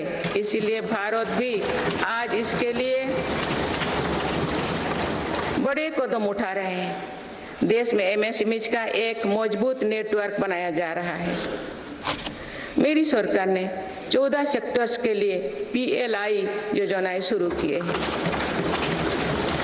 इसके तहत अभी तक लगभग 9 लाख करोड़ रुपया का उत्पादन हो चुका है। इससे देश में रोजगार और स्वरोजगार के लाखों नए अवसर बने। PLI से इलेक्ट्रॉनिक्स, फार्मा, फूड प्रोसेसिंग और मेडिकल डिवाइस के सेक्टर में भी लाभ हो रहा है। मेडिकल डिवाइस से जुड़े दर्जनों प्रोजेक्ट्स में उत्पादन शुरू हो चुका है। मेरी सरकार ने देश में 3 बल्क ड्रग पार्क भी बनाए हैं। माननीय सदस्यगण, आज मेड इन इंडिया एक ग्लोबल ब्रांड बन चुका है। मेक इन इंडिया को लेकर आज दुनिया आकर्षित हो रही है। आत्मनिर्भर भारत के लक्ष्य को दुनिया समझ रही है। आज दुनिया भर की कंपनियां भारत में नए सेक्टर्स को लेकर उत्साहित है। सेमीकंडक्टर सेक्टर में हो रहा निवेश इसका उदाहरण है। सेमीकंडक्टर सेक्टर से इलेक्ट्रॉनिक्स और ऑटोमोबाइल सेक्टर को भी बहुत लाभ होगा। मेरी सरकार आज ग्रीन मोबिलिटी को बहुत प्रोत्साहित दे रही है। बीते कुछ सालों में ही देश में लाखों इलेक्ट्रिक वाहनों का निर्माण हुआ है। अब तो हम भारत में ही बड़े हवाई जहाज की मैन्युफैक्चरिंग के लिए भी कदम बढ़ा चुके हैं। आने वाले समय में मैन्युफैक्चरिंग सेक्टर्स में करोड़ों नए रोजगारों का सृजन होगा। माननीय सदस्यगण, विश्व में आज ऐसे उत्पादों को विशेष मांग है जो पर्यावरण के अनुकूल है। इसलिए मेरी सरकार जीरो इफेक्ट जीरो डिफेक्ट पर बल दे रही है। आज ग्रीन एनर्जी पर हमारा बहुत फोकस है। 2 वर्षों में नॉन फॉसिल फ्यूल पर आधारित ऊर्जा क्षमता 81 गीगावाट से बढ़कर 188 गीगावाट हो चुकी है। इस दौरान सोलर पावर कैपेसिटी में 26 गुना बढ़ोतरी हुई है।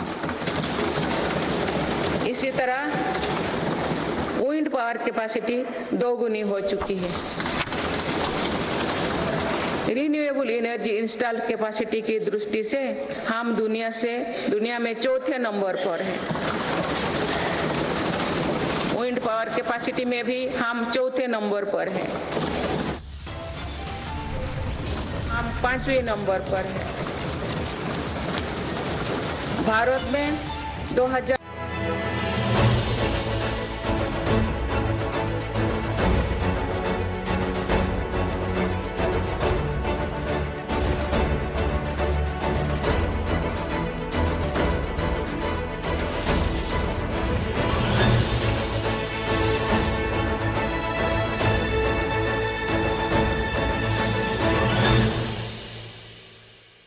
This is Republic Niva Bupa Studio, your one stop for all the breaking news updates, and I am Nikita Sahai.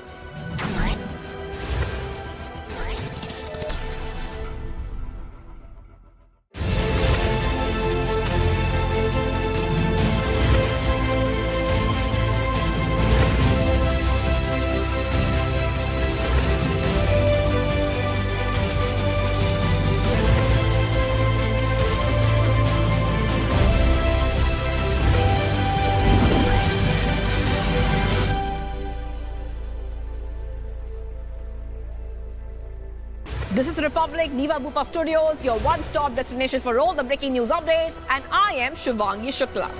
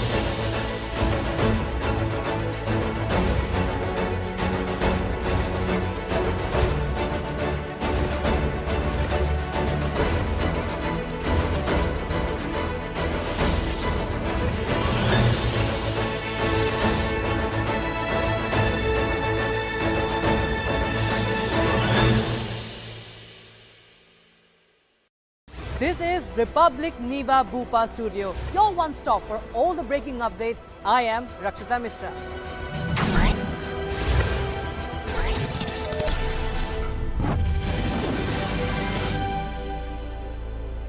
बारे में हमारी समझ भी बेहतर होगी। भारत का समुद्रयान इस क्षेत्र में शोध कर रहा है। मेरी सरकार भारत को दुनिया की एक बड़ी स्पेस पावर बनाने में जुटे हैं। ये मानव जीवन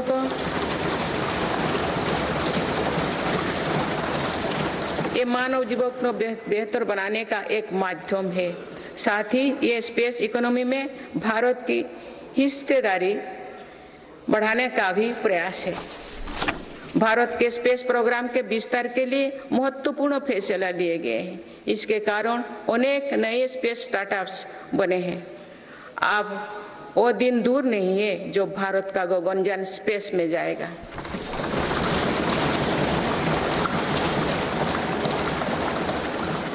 माननीय सदस्यगण, मेरी सरकार ने भारत को दुनिया के अग्रणी डिजिटल इकोनॉमीज में से एक बनाया है। इससे करोड़ों युवाओं को रोजगार मिला है। हमारा प्रयास है कि चौथी औद्योगिक क्रांति में भारत दुनिया में सबसे आगे रहे। मेरी सरकार आर्टिफिशियल इंटेलिजेंस मिशन पर काम कर रही है। ये भारत के युवाओं को नई अवसर देगा। ये नए स्टार्टअप्स के लिए संभावनाएं खोलेगा। इससे कृषि, स्वास्थ्य और शिक्षा के क्षेत्र में क्रांतिकारी बदलाव आएगी।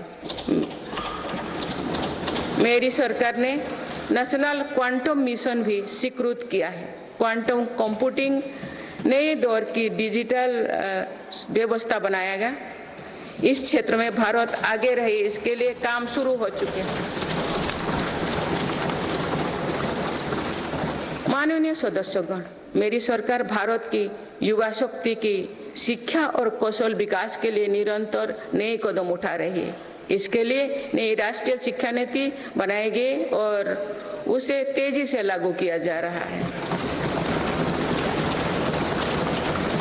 राष्ट्रीय शिक्षा नीति में मातृभाषा और भारतीय भाषाओं में शिक्षा पर बल दिया गया है।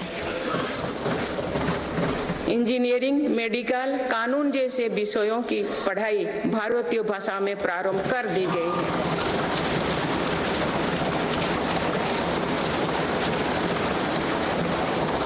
स्कूली शिक्षा में गुणवत्ता लाने के लिए मेरी सरकार 14,000 से अधिक पीएम श्री विद्यालयों पर काम कर रही है। इनमें से 6,000 से अधिक विद्यालय शुरू हो चुके हैं। मेरी सरकार के प्रयासों से देश में ड्रॉप आउट रेट कम हुआ है। उच्च शिक्षा में छात्राओं के दाखिले ज्यादा हो रही है। अनुसूचित जाति के विद्यार्थियों के नामांकन में लगभग 44% वृद्धि हुई है। नामांकन में अनुसूचित जनजाति के विद्यार्थियों की 65% और ओबीसी के विद्यार्थियों को 44% अधिक वृद्धि हुई है। इनोवेशन को बढ़ावा देने के लिए अटल इनोवेशन मिशन के अंतर्गत 2000 अटल टिंकरिंग लैब स्थापित किए गए हैं। इसमें 1 करोड़ से अधिक विद्यार्थी जुड़े हैं। साल 2014 तक देश में 7 एम्स और 390 से भी कम मेडिकल कॉलेज थे। वही पिछले दशक में 16 एम्स और 315 मेडिकल कॉलेज स्थापित किए गए।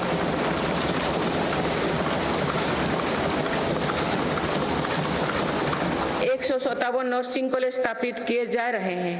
पिछले दशक में एमबीबीएस की सीटों में 2 गुना से भी अधिक की वृद्धि हुई है। माननीय सदस्यगण, पर्यटन क्षेत्र युवाओं के लिए रोजगार देने वाला एक बड़ा सेक्टर है। मेरी सरकार ने बीते 10 वर्षों में पर्यटन के क्षेत्र में अभूतपूर्व काम किए हैं। भारत में घरेलू टूरिस्ट की संख्या के साथ ही भारत आने वाले विदेशी पर्यटकों की संख्या भी बढ़ी है। पर्यटन के क्षेत्र में जो वृद्धि हो रही है, इसका कारण भारत की बढ़ती साख है। आज दुनिया भारत को देखना और जानना चाहती है। इसके अलावा शानदार कनेक्टिविटी विकसित होने के कारण भी पर्यटन का दायरा बढ़ा है। जगह जगह एयरपोर्ट बनने से भी बहुत फायदा हो रही है। नॉर्थ ईस्ट में आज रिकॉर्ड संख्या में टूरिस्ट पहुंच रही है।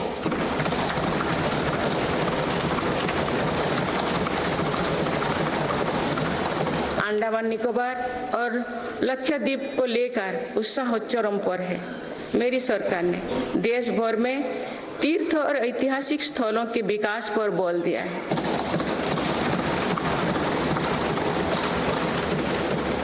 इससे अब भारत में तीर्थ यात्रा आसान हुई है। वही दुनिया भी भारत में हेरिटेज टूरिज्म को लेकर आकर्षित हो रही है। बीते 1 वर्ष में 8.5 करोड़ लोग काशी गए हैं।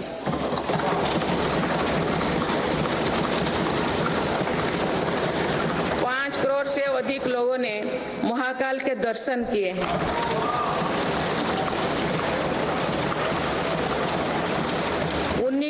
19 लाख से अधिक लोगों ने केदार धाम की यात्रा की है। अयोध्या धाम में ही प्राण प्रतिष्ठा के बाद 5 दिनों में ही 13 लाख श्रद्धालु दर्शन कर चुके हैं।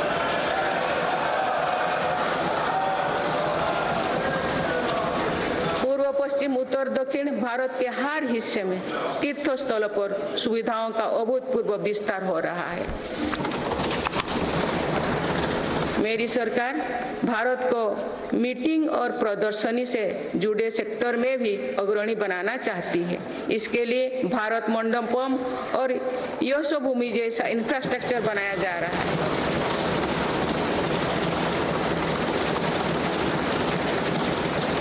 आने वाले समय में टूरिज्म रोजगार का एक बहुत बड़ा माध्यम बनेगा।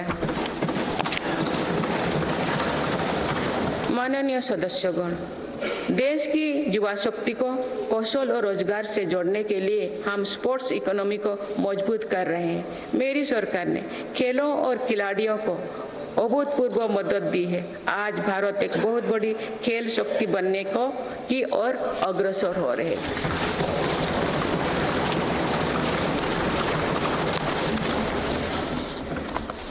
खिलाड़ियों के साथ ही आज हम स्पोर्ट्स से जुड़े दूसरे क्षेत्रों पर भी बल दे रहे हैं। आज नेशनल स्पोर्ट्स यूनिवर्सिटी बन चुकी है।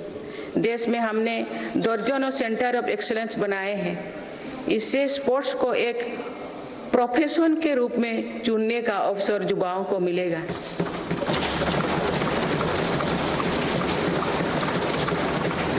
खेल उपकरण से जुड़ी इंडस्ट्री को भी हर प्रकार की मदद दी जा रही है। बीते 10 वर्षों में भारत ने अनेक खेलों से जुड़े इंटरनेशनल स्पोर्ट्स इवेंट्स का शानदार आयोजन किया। देश के युवाओं में कर्तव्यबोध और सेवा भाव का विस्तार करने के लिए मेरा युवा भारत संगठन बनाया गया है।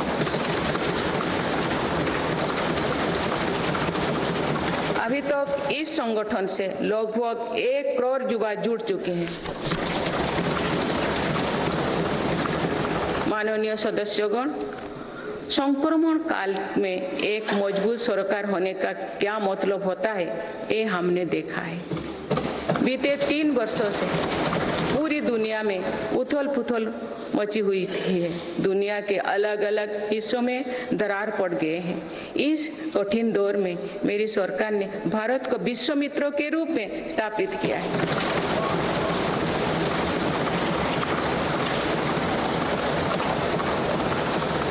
विश्व मित्र की भूमिका के कारण ही आज हम ग्लोबल साउथ की आवाज बन पाए हैं। बीते 10 वर्षों में एक और पुरानी सोच को बदला गया है। पहले डिप्लोमेसी से जुड़े कार्यक्रम को दिल्ली के गलियारे तक ही सीमित रखा जाता था। मेरी सरकार ने इसमें भी जनता की सीधी भागीदारी सुनिश्चित की है। इसका एक बेहतरीन उदाहरण भारत द्वारा G20 अध्यक्षता के दौरान देखा गया है।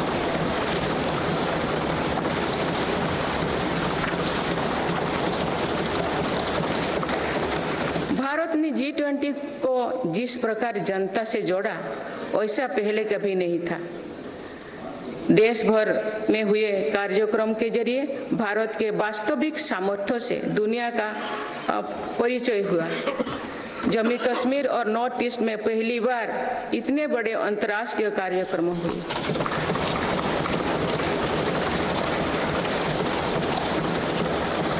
पूरी दुनिया ने भारत में हुए ऐतिहासिक G20 सम्मेलन की प्रशंसा की। ऐसे बंटे हुए माहौलों में भी एक मत से दिल्ली घोषणा पत्र जारी होना ऐतिहासिक है। वुमेन लेड डेवलपमेंट से लेकर पर्यावरण के मुद्दों पर भारत का विजन दिल्ली घोषणा पत्र की नींव बना है। हमारे प्रयासों से G20 में अफ्रीकन यूनियन के स्थायी सदस्यता को भी सराहा गया है। इसी सम्मेलन के दौरान Bharat middle east Europe corridor के निर्माण की घोषणा हुई है।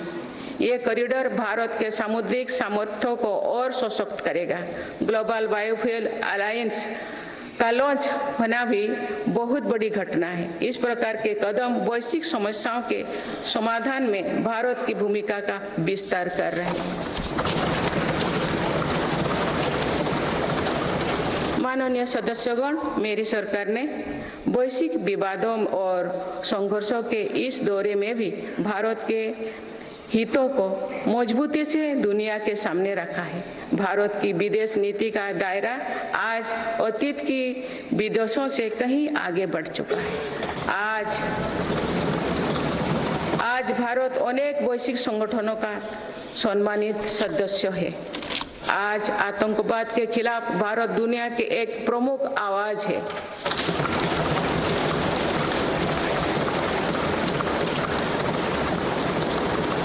भारत आज संकट में फंसी मानवता की मदद के लिए मजबूती से पहल करता है।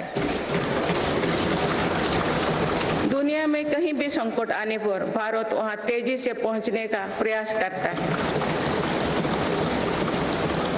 मेरी सरकार ने दुनिया भर के काम कर रहे भारतीयों में नया भरोसा जगाया है। ऑपरेशनल गंगा, ऑपरेशनल कावेरी और वंदे भारत जैसे अभियान चलाकर जहां जहां संकट आया वहां से हर भारतीयों को हम तेजी से सुरक्षित वापस लेकर आए।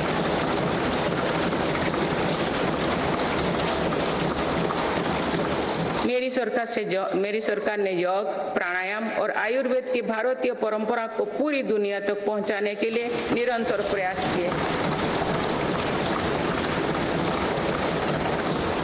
पिछले वर्ष संयुक्त राष्ट्र संघ के मुख्यालय में 135 देशों की प्रतिनिधित्व ने एक साथ योग किया।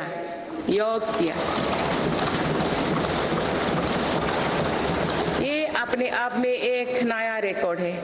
मेरी सरकार ने आयुष पद्धतियों के विकास के लिए एक नया मंत्रालय बनाया है।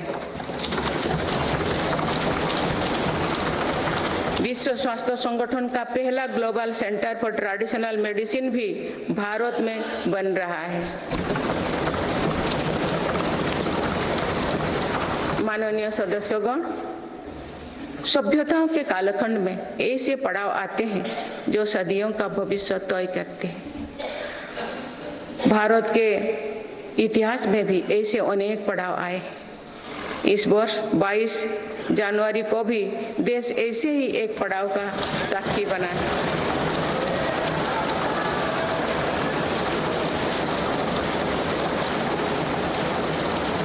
सदियों की प्रतीक्षा के बाद अयोध्या में रामलला अपने भव्य मंदिर में विराजित।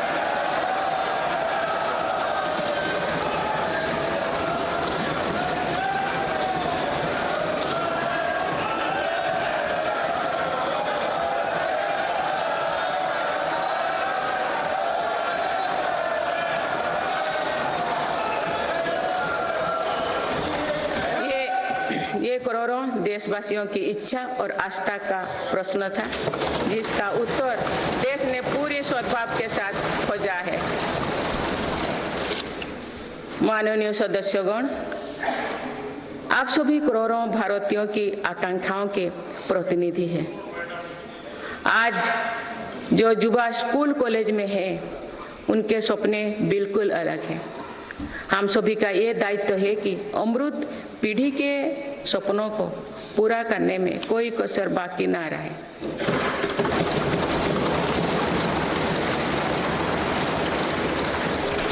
विकसित भारत हमारी अमृत पीढ़ी के सपनों को साकार करेगा। इसलिए हम सभी को एक साथ मिलकर संकल्पों की सिद्धि के लिए जुड़ना होगा।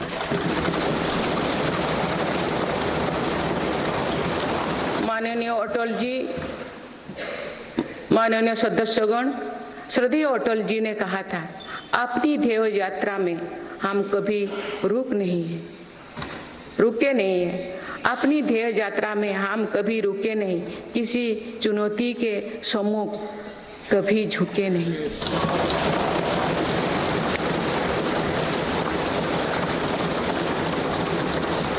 मेरी सरकार 140 करोड़ देशवासियों के सपनों को पूरा करने की गारंटी के साथ आगे बढ़ रही है।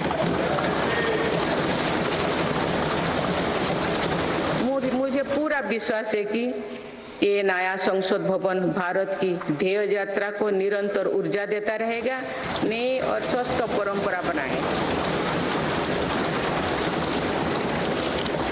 वर्ष 2047 को देखने के लिए अपने साथी तो अब इस सदन में नहीं होंगे, लेकिन हमारी विरासत ऐसे होनी चाहिए कि तब की पीढ़ी हमें याद रखे।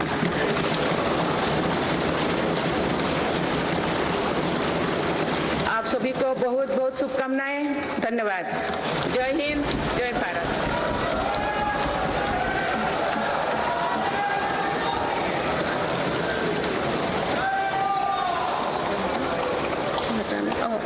आपको पढ़ना है।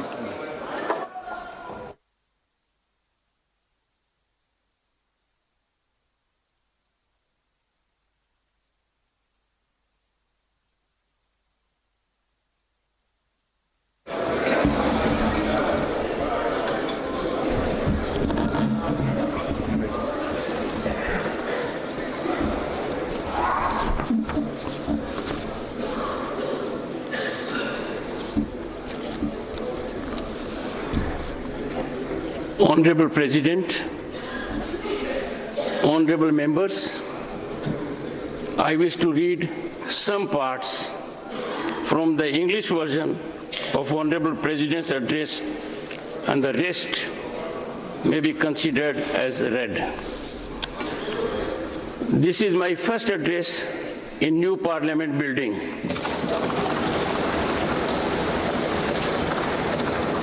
This magnificent building has been constructed at the beginning of Azadi Ka Amrit Kal.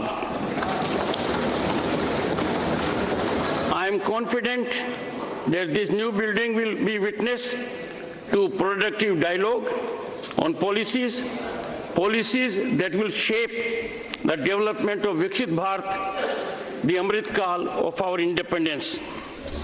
I extend my best wishes to all of you.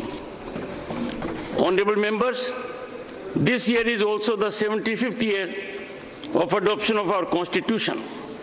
It was during the Amrit Mahotsav that a statue of Netaji Subhash Chandra Bose was installed on Kartavya Path.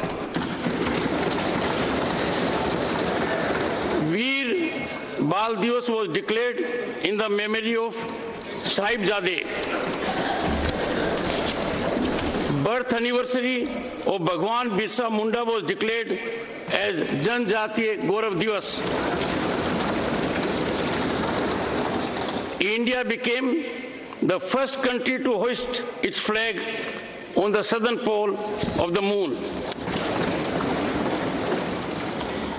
India got its largest sea bridge, the Atal Setu. India got its first Namo Bharat train and the first Amrit Bharat train. I appreciate all of you for having enacted the Nari Shakti Vandan Adhiniyam after a wait of 3 decades. This has paved the way for ensuring greater participation of women in the Lok Sabha and legislative assemblies. The criminal justice system rooted in the era of slavery is now history. Honorable members, for centuries there was an aspiration to construct the Ram Mandir. Today it is a reality. There were doubts regarding the removal of Article 370 from Jammu and Kashmir. Those are now history. Today we have forex reserves in excess of $600 billion US. Today, India is the world's second largest producer of mobile phones. Today, every Indian feels proud on seeing the country's indigenous aircraft carrier INS Vikrant. Another significant reform of my government is the creation of Digital India. Digital India has made life and business much easier in India. Honorable members, my government believes that the grand edifice of Viksit Bharat will be erected on 4 strong pillars. These pillars are youth power, women power, farmer, and poor. My government is working at every level to strengthen Nari Shakti. This year's Republic Parade was also dedicated to women empowerment. My government has enlarged the role of daughters everywhere in water, land, sky, and space. My government is laying stress on making farming more profitable. Our aim is to reduce the cost of farming while increasing profits. Under the PM Kisan Samman Nidhi scheme, farmers have received over 2,80,000 crore rupees so far. Honorable members, it is difficult to imagine daily life without Vishwakarma families. My government has also taken care of such Vishwakarma families. So far, more than 84 lakh people have connected with the PM Vishwakarma Yojana. Honorable members, my government has made India one of the world's leading digital economies. This has provided employment to crores of youth. My government is continuously taking new initiatives for the education and skill development of India's youth. For this, a new national education policy was framed and is being implemented rapidly. My government also wants to make India a leading destination for meetings and exhibitions related sectors. For this, facilities like Bharat Mandapam, Yashobhumi have been created. In near future, tourism will become a major source of employment. Honorable members, the way India connected G20 with the public was unprecedented. The whole world appreciated the historic G20 summit held in India. Even in this era of global disputes and conflicts, my government has firmly placed India's interests before the world. There come junctures in the history of civilizations which shape the future of coming centuries. This year, on January 22, the country witnessed a similar epochal moment.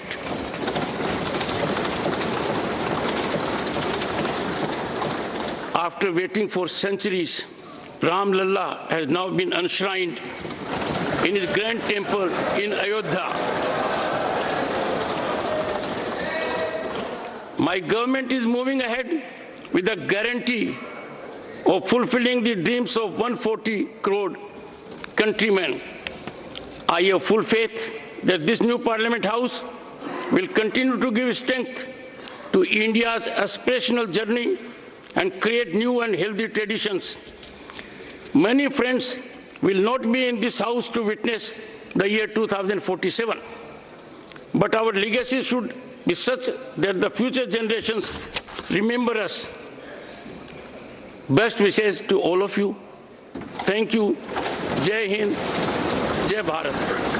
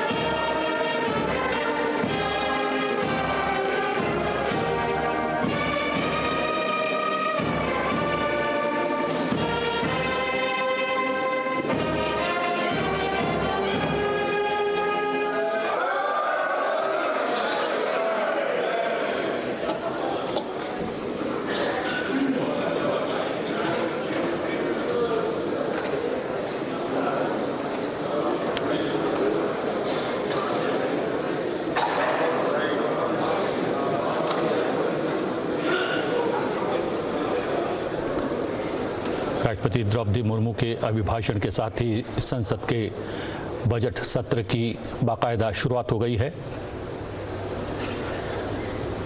राष्ट्रपति ने संसद के नए सदन में पहली बार दोनों सदनों के संयुक्त सत्र को संबोधित किया है। अपने संबोधन में राष्ट्रपति ने देश की बदलती और सुनहरी तस्वीर पेश की है। राष्ट्रपति ने एक भारत श्रेष्ठ भारत को 21वीं सदी के लिए मंत्र बताया। राष्ट्रपति ने रिफॉर्म, परफॉर्म और ट्रांसफॉर्म के अपने कमिटमेंट को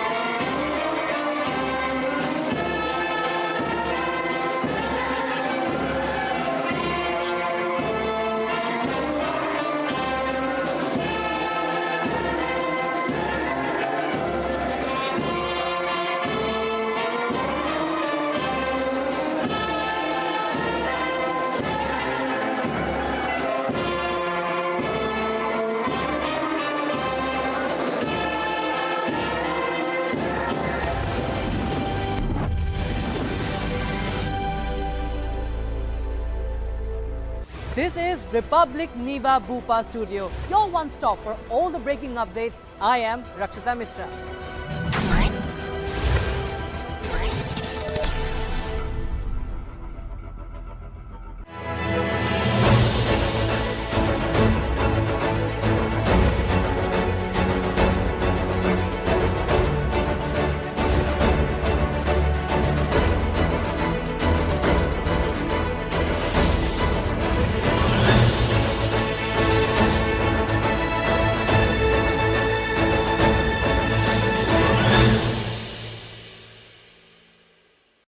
This is Republic Niva Bhupa Studios, your one-stop destination for all the breaking news updates, and I am Shivangi Shukla.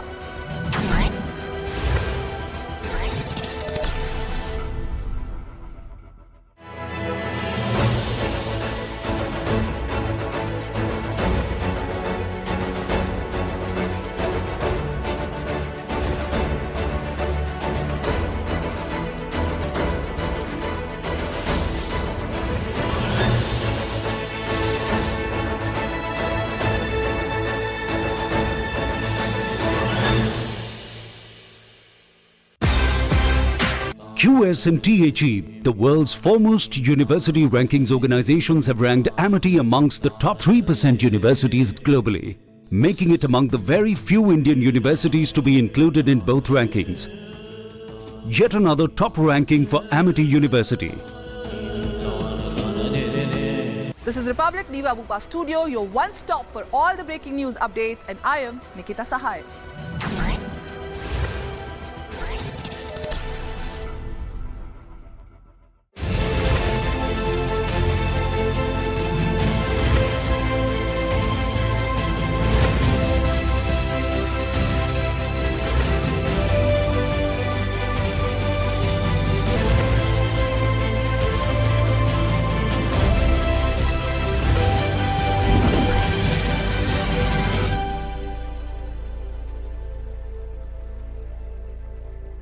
This is Republic Niva Bhupa Studios, your one-stop destination for all the breaking news updates, and I am Shivangi Shukla.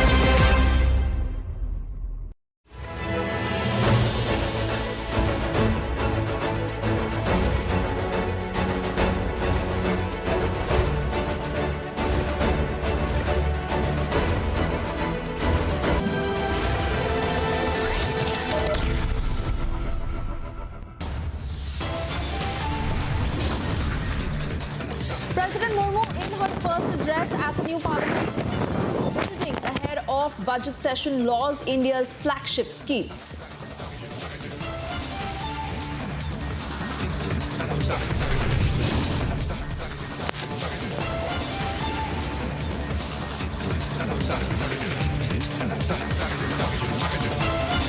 Prime Minister Modi hails Women Reservation Bill while addressing media ahead of Parliament budget session. Prime Minister Modi warns against democracy disruptions in the Parliament, condemns unruly behaviour. India's best business team Republic Business to dissect interim budget and its impact on youth. ED to question Jharkhand CM Hemant Soren today over his alleged role in the land scam case, heavy security cover outside his residence. Hindu side moves Supreme Court to allow the ASI to carry out another comprehensive survey in the Wazukhana area.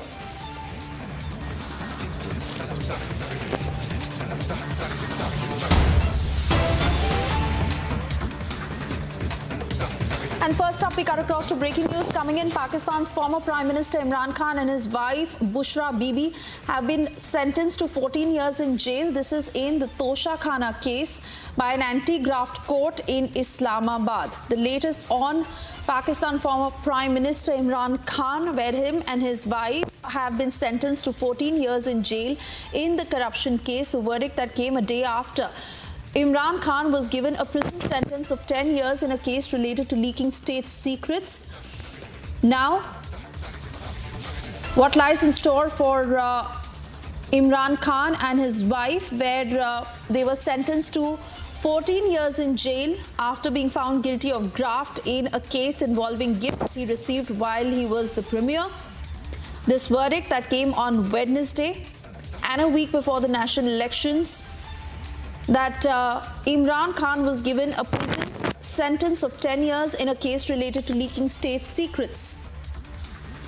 Several reactions that have been coming in from the PTI. Let me straight away cut across to Kaswar, who's joining us live from Islamabad. Kaswar, details of what lies ahead for Imran Khan and clearly a way to move him out of that path ahead of the upcoming elections in Pakistan. Well, you have rightly pointed out the trouble for former Prime Minister Imran Khan have increased. Yesterday, we saw a court deliver 10 years sentence to Imran Khan in a secret violation of a secret act that was a cipher case as well. And exactly 13 hours after that sentence, now this morning, he was again hammered on by the Pakistani court, and we heard that Imran Khan and his wife, Bushra Bibi, they both have been sentenced for 14 years jail term each in another graft case that is actually Tosha Khana graft case as well. So one thing is very, very clear. That is Imran Khan has been out of the next coming general election as well. And most interesting thing to see right now is that his party, including the top tier party of Pakistan Tehreek-e-Insaf, they did not react to a degree what we were expecting in Islamabad in the whole as well, because it seemed that they have accepted the both sentences that was given by Pakistani court yesterday in 10 years, today 14 years each. So this is something on the basis of which we can say that he has been not only out of Pakistan's next coming general election, that is almost a week and a half away from the moment. So the case for Imran Khan, I'm talking about the Safar case and now the Tosha Khana graft case today, both cases have hammered on Imran Khan, and this is what the experts are saying in Islamabad. This is just the beginning of Imran Khan's political arena as well. And these are very serious allegations, and collectively Imran Khan will have to spend 24 years in jail, but still he has the right to appeal first in High Court, then in Supreme Court as well. But as of now, it appears that he has been out of next general election, and the allegations are very grave. The sentence given has actually translated the Pakistani court's mood as well. So I think this is the beginning of the end of Imran Khan's political career in Pakistan. Absolutely, Kaswar. Many thanks for getting us all those details, and we continue to track the story very closely. For the moment, we also have more breaking news coming in.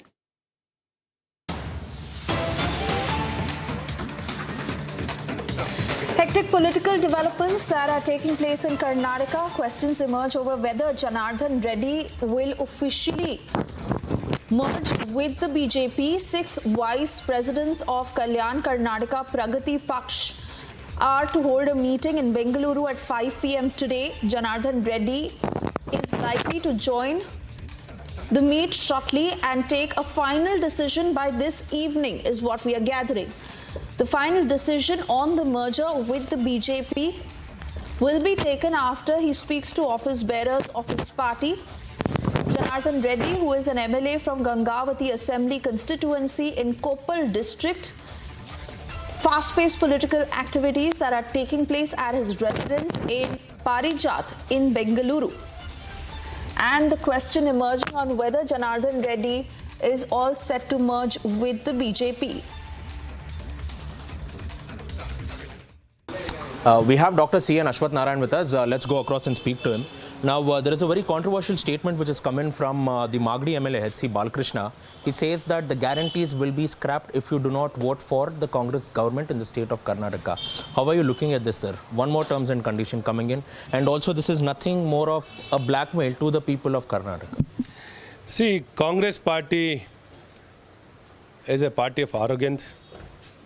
It has lost its mind. It is not the Congress party money what they are giving in guarantee. It is the people's money, taxpayers' money has been given as an incentives, as an welfare. They beg the people of Karnataka to give an opportunity to come back in the state of Karnataka. They offered. People didn't ask them to give guarantee. After giving guarantee, which guarantee has not been implemented, whatever guarantee has been announced by the government of Karnataka, by the Congress party, is not been completely implemented. There have been a lot of lacuna. Even with all these things, people are already angry with them. Over this, they're trying to arm twist, blackmail the people of Karnataka that they'll withdraw. If you go along with, if you worship Lord Rama, if you receive the Akshata, Ashirwad by people, if you are going for Akshata, then our guarantee will be withdrawn. This is the way to make a statement that shows acts of irresponsibility, arrogance by the legislators, ministers, government, chief minister. Everybody is trying to misbehave, abuse their power, and they have lost their mind, and they have lost their control over their tongue, and they are giving unwanted statement against the wishes of the people of Karnataka. So the upcoming Lok Sabha, people will not care for your blackmail. They will not listen to you. They want Narendra Modi. Narendra Modi is a real guarantee. Prajwal joining us on the broadcast to give us further details. Prajwal, while you get us several voices from the ground, what more are you picking up in terms of Janardhan Reddy wanting to take this decision to merge with the BJP? To what extent is the party on board? And most importantly, murmurs have been strong for a while now that he is to take this decision. He will make that move. Can that happen as early as today? You know, absolutely, Suesha, because now we are expecting that there might be an official call today at 5 in the evening or earliest by tomorrow in the morning as well, because there are hectic developments out here in Bengaluru at his official residence, Parijata, where 6 vice presidents of the Kalyana Karnataka Pragati Paksha are now huddled together along with many office bearers of the party, mainly coming in from the Koppal district as well. And they are first holding a meeting and also collecting the opinion of the voters as well as the public in their particular constituency. It is expected that Janardhan Reddy will be directly coming in there at 5, at around 4, between 4 to 4:30 this afternoon, and after he will hold a meeting with all the vice presidents of his party, then he will be taking a final call whether to merge with the BJP or not. There has already been feelers which has been given by Janardhan Reddy. There has been 3 instances over here, Suesha. The first and foremost was the recent instance where Janardhan Reddy had been there along with the BJP as well as the former Chief Minister of Karnataka, H.D. Kumaraswamy, in the flag hoisting incident and wearing a saffron color flag. And he also met the villagers of Keregodu where the Hanuma Dwaja was, they were not allowed to hoist the flag of Lord Hanuman as well. But he did not share the dais with them and he just walked away, but made sure, stating that he is there for the cause and he will remain with the cause. And questioned as to what is wrong with the BJP and the JDS stand, and they are doing absolutely right. Secondly, there was also a statement which came in from Janardhan Reddy very recently after Jagdish Shettar joined the BJP party officially, and he said that anything is possible in politics and all you need is to give time and build that relationship and bonds. And also, let's not forget the fact that he was also a former minister in the Karnataka cabinet under the former Chief Minister of Karnataka, B.S. Yediyurappa too. But after the CBI inquiry, he was asked to step down and the BJP party distanced themselves from Janardhan Reddy. But later in the 2023 assembly elections, it was stated that Janardhan Reddy will be joining hands much before the elections, but the talks did not finalize or did not fructify too. But this time around, if we are going ahead and looking at it, after the assembly elections, the BJP has now offered an olive branch to Janardhan Reddy. It has sent some of its topmost leaders like Sri Ramalu to go ahead and speak to Janardhan Reddy. And Sri Ramalu is more or less a disciple of Janardhan Reddy. And Janardhan Reddy was responsible for the growth of Sri Ramalu in the BJP party. And the BJP party tasked or delegated this particular task to Sri Ramalu to go ahead and bring back Janardhan Reddy into the party folds. So officially, there will be a statement which is expected on the cards. But from what sources are stating, it is more or less now finalized. And only there should be those sort of terms and conditions, if there are any, for Janardhan party to officially merge his party with the BJP in the state of Karnataka. Absolutely, Prajwal, and do stay on with us as we are gathering more breaking news from the state of Karnataka. In fact, let's quickly put out the second set of this breaking news as we are learning that BJP leader V. Somanna met with former Chief Minister H.D. Kumaraswamy. V. Somanna did that meeting ahead of the Lok Sabha polls. Now, Somanna is trying to seek a ticket from Tumukuru Lok Sabha constituency, and he is the fourth BJP leader to meet the JDS top brass in the last 1 month. V. Somanna had earlier also met JDS Supremo H.D. Devegowda. Coming back to you, Prajwal, as we stay with these pictures, what is to one make of this particular meeting? And given the pattern of several BJP leaders meeting with the JDS top brass, what exactly is the story on the inside?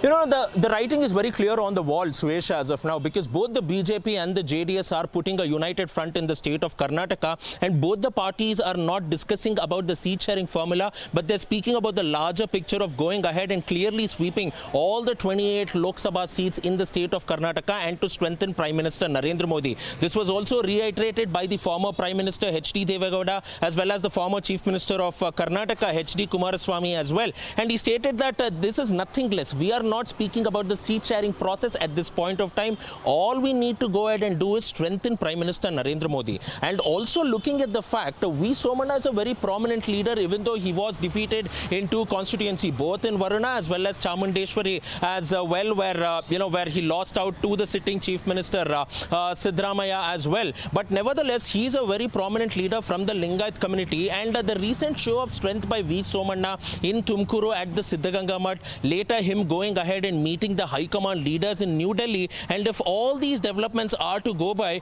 he is definitely one of the key aspirants from the Tumkuru Lok Sabha constituency. But why he has met Kumaraswamy is also because of the fact that if the seat sharing formula is decided, in all likelihood it is now being stated from sources in the know of the development that Mandya, Hassan and Tumkuru will go to the JDS, apart from which from the 25 other Lok Sabha constituencies there will be BJP candidates. So this might be his formal request asking or requesting H.D. Kumaraswamy to support him and seek his support for his candidature as well. So which will be other alternative constituency which will be given to the JDS party, something that needs to be seen. It is not only V. Somanna. In the last 1 month, we have also gone ahead and seen C.T. Ravi. We have seen Dr. K. Sudhakar from Chikbalapura, because he is also one of the aspirants. We also saw the Kodagu Mysuru MP Pratap Simha as well, meeting both the JDS Supremo H.D. Devegowda as well as the former Chief Minister of Karnataka, H.D. Kumaraswamy. So this clearly goes ahead and shows that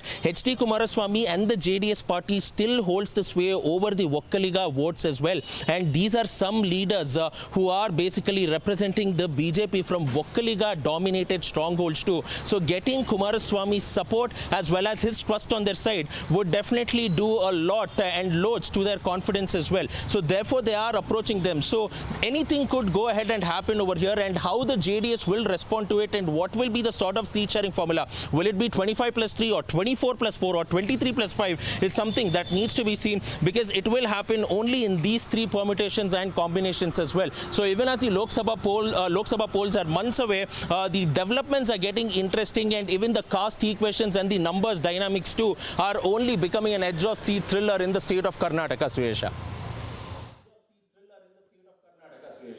Absolutely, and we continue to track these developments very closely. Prajwal, thank you for breaking down all those details for us. We do move on for now. And we'll keep coming back to you for further updates. Time for us to slip into a very short commercial break. Also, a quick check of what's lined up on the other side. Prime Minister Modi hails Women Reservation Bill while addressing media ahead of Parliament budget session.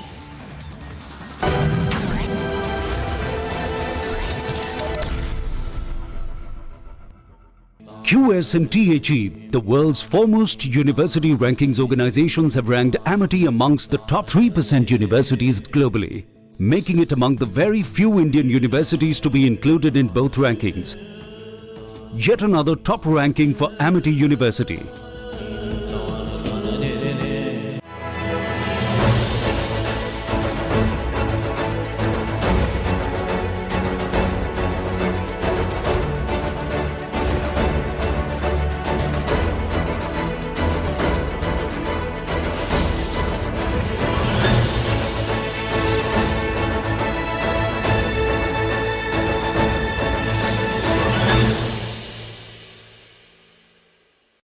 This is Republic, Niva Bupa Studios, your one-stop destination for all the breaking news updates, and I am Shivangi Shukla.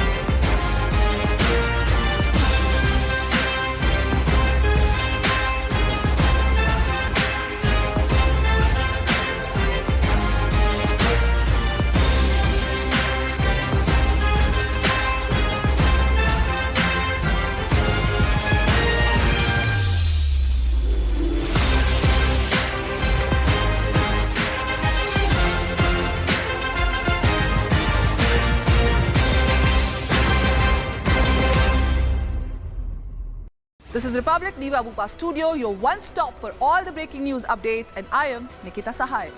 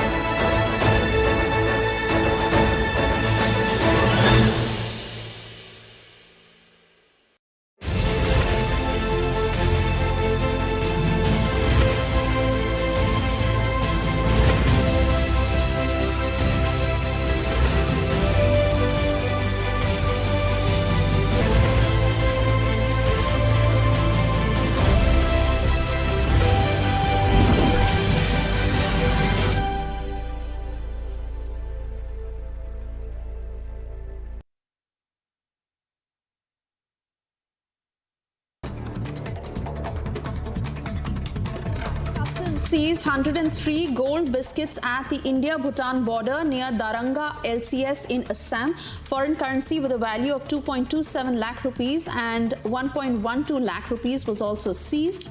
3 people have been arrested in connection with this case. Around 50 vehicles and one Himachal Road Transport Corporation bus got stuck near the south portal of ATR, in which 300 tourists were travelling. Kullu SP Sakshi Verma stated that all tourists have been evacuated from ATR. The officials from Germany paid a visit to India along with their delegation and visited Don Bosco Technical Institute.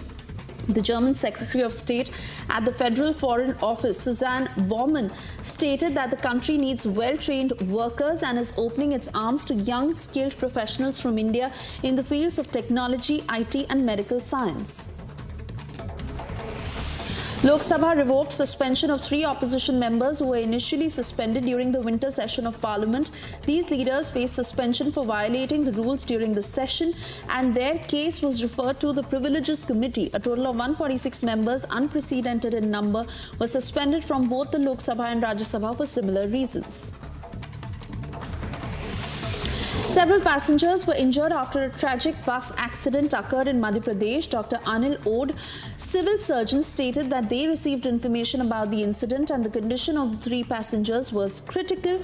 They were referred to another hospital for better treatment. Stepping into a short break, on the other side, Prime Minister Modi hails Women Reservation Bill while addressing media ahead of Parliament budget session.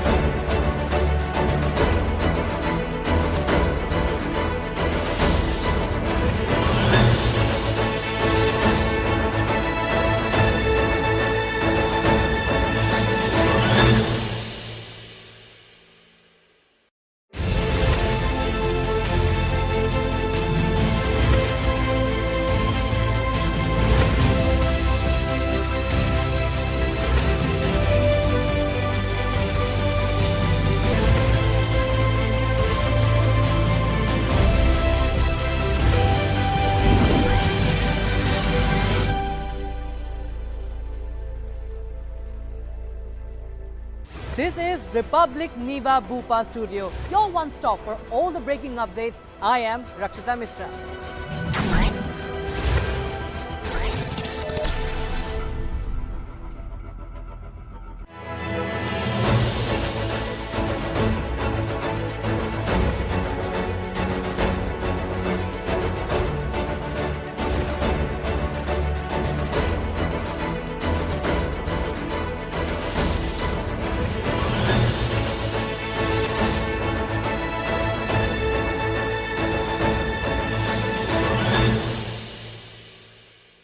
This is Republic Niva Bhupa Studio, your one stop for all the breaking news updates, and I am Nikita Sahai.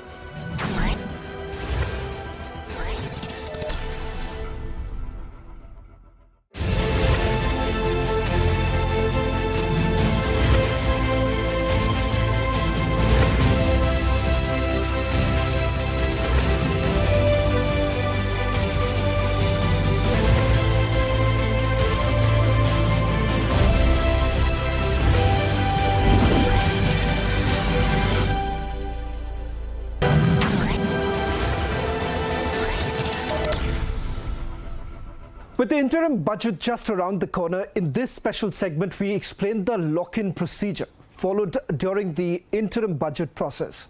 The sole purpose of this procedure is to keep financial facts private. Now, this distinctive feature is a specific technique designed to safeguard the confidentiality of the budget information. Now, during this period, dedicated personnel are confined to the budget press in the North Block to ensure that the budget remains anonymous until the Union Finance Minister publicly presents the budget to the Parliament. The lock-in period procedure was introduced after a piece of the budgetary information was leaked prematurely back in 1950.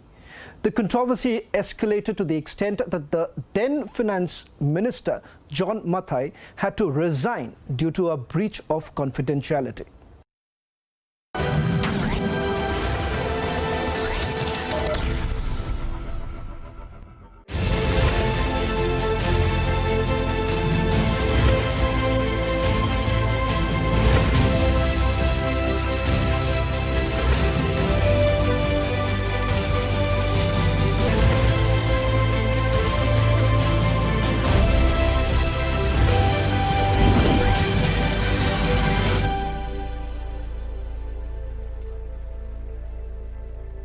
This is Republic Niva Bupa Studios, your one-stop destination for all the breaking news updates, and I am Shivangi Shukla.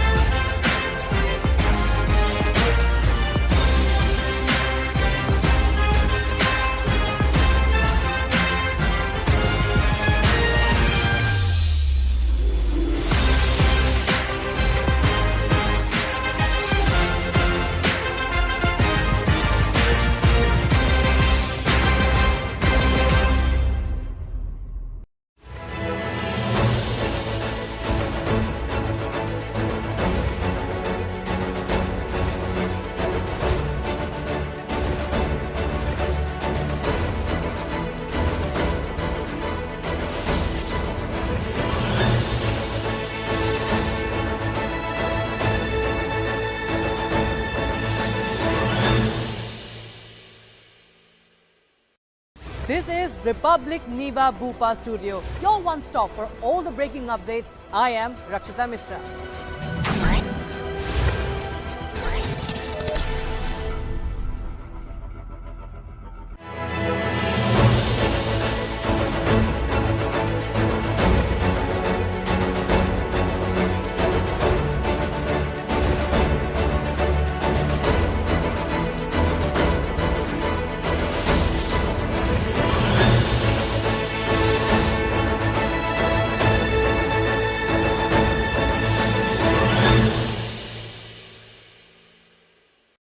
This is Republic Niva Bupa Studios, your one-stop destination for all the breaking news updates, and I am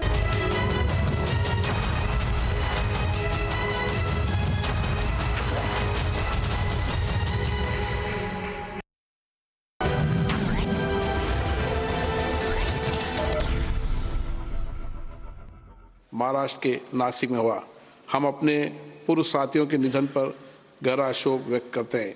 ये सभा शोक संतप्त परिवारों के प्रति अपनी संवेदना व्यक्त करती है। अब सभा दिवंगत आत्माओं के लिए कुछ मौन रहेगी।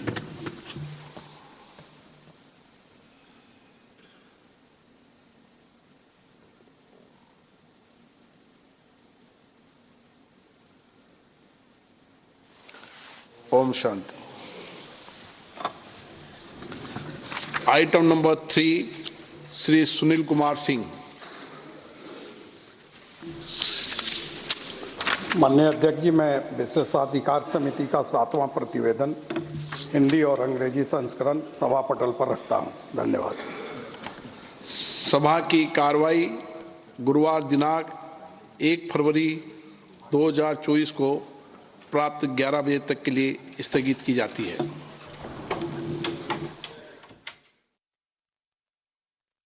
मैं स्वाति मालीवाल, जो राज्यसभा की सदस्य नाम निर्देशित हुई हूँ, ईश्वर की शपथ लेती हूँ कि मैं विधि द्वारा स्थापित भारत के संविधान के प्रति सच्ची श्रद्धा और निष्ठा रखूंगी। मैं भारत की प्रभुता और अखंडता अक्षुण्ण रखूंगी तथा जिस पद को मैं ग्रहण करने वाली हूँ उसके कर्तव्यों का श्रद्धापूर्वक निर्वहन करूंगी। इंकलाब जिंदाबाद।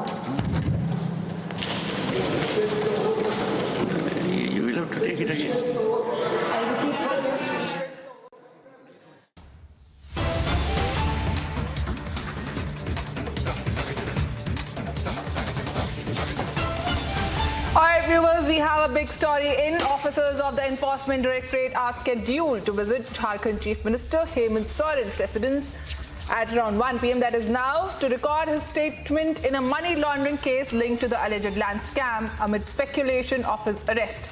Prohibitory orders have been imposed in the key areas of Ranchi, and a special team has been formed to oversee the law and order situation. Now, the legislators of the ruling JMM, that is the Jharkhand Mukti Morcha-led coalition, which also includes Rashtriya Janata Dal and Congress, have stated that they stand firmly with Hemant Soren.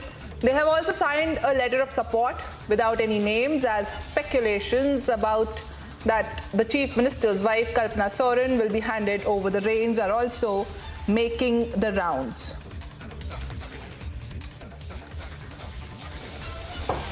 Hemant Soren is expected to be questioned any moment now, as it was scheduled that today Enforcement Directorate will be questioning Hemant Soren in the land scam case. In fact, after 30 plus hours of being untraceable, Hemant Soren is in Ranchi, and they have replied, the JMM have replied that Soren is all set to be questioned by the ED, and at 1 p.m., which is now, the questioning was expected to start, and it is to start any moment from now. For more on this, I have Prakash, who's reporting live on this situation.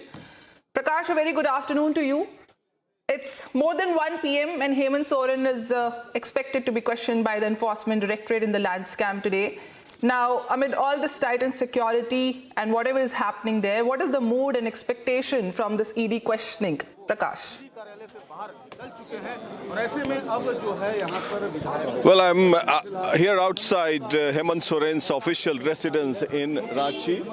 You can see here a large number of security personnel being deployed, and we are hearing that very soon the ED officials would be arriving, maybe in 10 minutes or so, to question Hemant Soren in the land scam. This will be the second questioning of Hemant Soren, and this becomes even more important because ever since he has resurfaced again after he escaped from Delhi, and we get to know that first he went to Calcutta, and thereafter by road route he arrived here in Ranchi yesterday morning. And now I'll ask my camera person to pan this entire area. The residence of Hemant Soren area has been cordoned off. You can see barricades being put in there, and this entire stretch of 100 meters, 144 has been imposed so that there is no vehicular movement as such. And in the periphery of Hemant Soren's residence, large number of security personnel have been posted here. You can see here large number of security personnel have been posted here.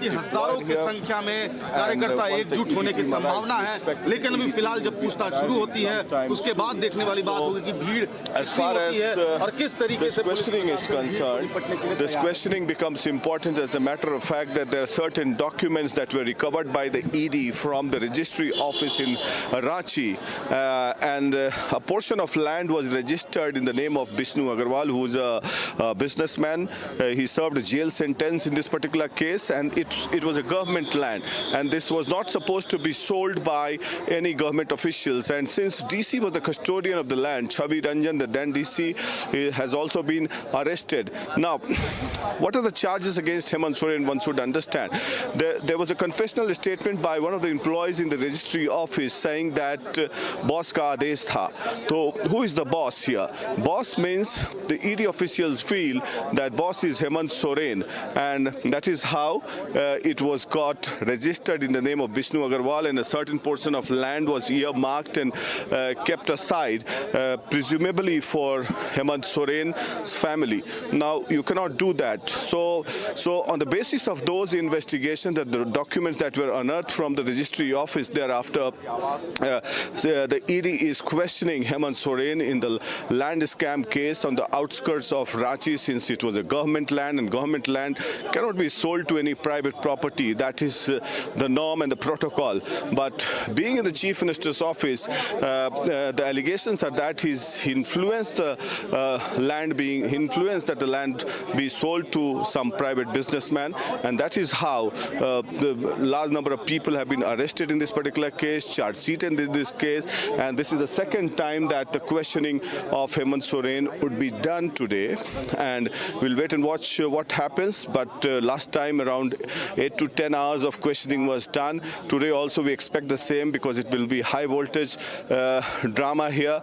Last time in Delhi, 36 lakhs rupees was recovered from a luxurious car, and that car is also under custody. We can see vehicle moving here, police officials also on the move. So all those things will be questions, particularly about the 36 lakh seizure that was done in Delhi, and also as a matter of fact the way he escaped from Delhi, because he's been evading summons after summons, and this would be the 9th summon that he is going to depose himself for interrogation. So this becomes crucial, and ED will be coming with a barrage of questions, and questions will be put forward to him. This is the land scam case.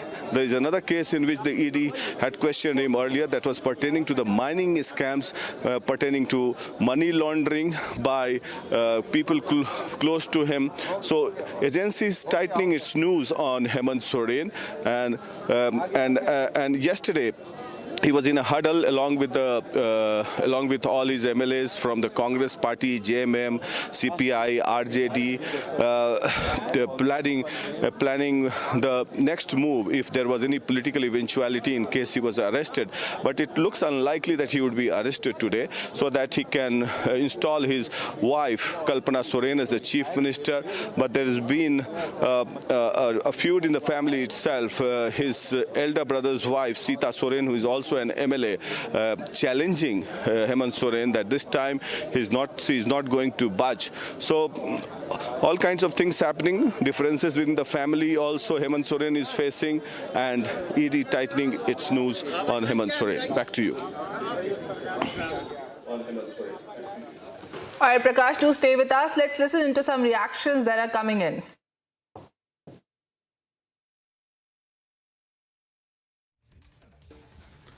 चालीस घंटे तक एक मुख्यमंत्री, किसी राज्य के मुख्यमंत्री गायब रहे, पूरा प्रशासनिक व्यवस्था पंगु हो गया, संवैधानिक संकट उत्पन्न हो गया, मुख्यमंत्री फरार, मुख्यमंत्री भगोड़ा, तरह तरह की हेडलाइनें चल रही थी। हम शर्मसार थे कि झारखंड को यह दिन देखना पड़ा कि मुख्यमंत्री का कोई पता ही नहीं, 40 घंटे वो कहां थे। और जब उनसे पूछा गया तो वो कहते हैं आपके दिल में रहते हैं। मुख्यमंत्री जी, जनता भी आपके दिल में ही रहनी चाहिए थी, लेकिन आपने 3.5 करोड़ जनता को उनके भाग्य भरोसे छोड़कर 40 घंटे पता नहीं कहां की दौड़ लगाई थी, ये समझ से परे है। मंत्री जी को ये बताना था 27 तारीख या 28 तारीख तक कि आप कौन सी तिथि दे रहे हैं, 29 का या 31 का, लेकिन मियाद खत्म होने के बाद भी उन्होंने कोई जवाब नहीं दिया। जब जवाब नहीं दिया, उनका डेडलाइन खत्म हो गया कि कौन सी तिथि निर्धारित होगी, उसके बाद ईडी उनके घर पहुंची, तो ये कौन सा गलत बात थी। और ईडी के पहुंचने के बाद सीएमओ से मेल जाता है, यानी ईडी की जब दबिश बढ़ती है तब ये मेल भेजते हैं कि साहब हम 31 को तैयार है आने के लिए। अरे यही बात आपने पहले कह दी होती जब आपके पास 48 घंटे के भीतर जवाब देने की मियाद थी। तो जाहिर तौर पर मुख्यमंत्री पैनिक स्टेशन पे हैं, और जिस तरीके का उन्होंने 70,000 करोड़ का घपला घोटाला का आरोप लगा, पैनिक होना भी चाहिए। देखिए, एक राज्य के मुख्यमंत्री इस तरीके से अचानक डिसअपियर हो जाना कि वो दिल्ली आए और कहीं अज्ञात स्थान पर चले गए, तो सवाल ये उठता है कि झारखंड की जनता क्या उस पर समझेगी कि इतने पुलिस, इतने महकमे, इतनी सुरक्षा व्यवस्था, इतनी सारी चीज़ें संवैधानिक पद पर रहकर भी इन्हें अपने पर भरोसा नहीं है और वो सीन से आउट हो जाते हैं।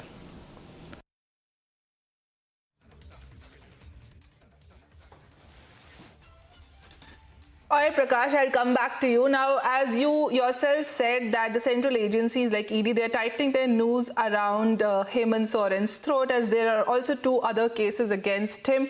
Now, what do you think? How difficult, because there were also some meetings that he held yesterday with the MLAs and his wife also attended it. Now, what are the challenges and the difficulties that Hemant Soren may face in the face of his imminent arrest if he wants to put his wife Kalpana Soren in his chair, who's not even an MLA?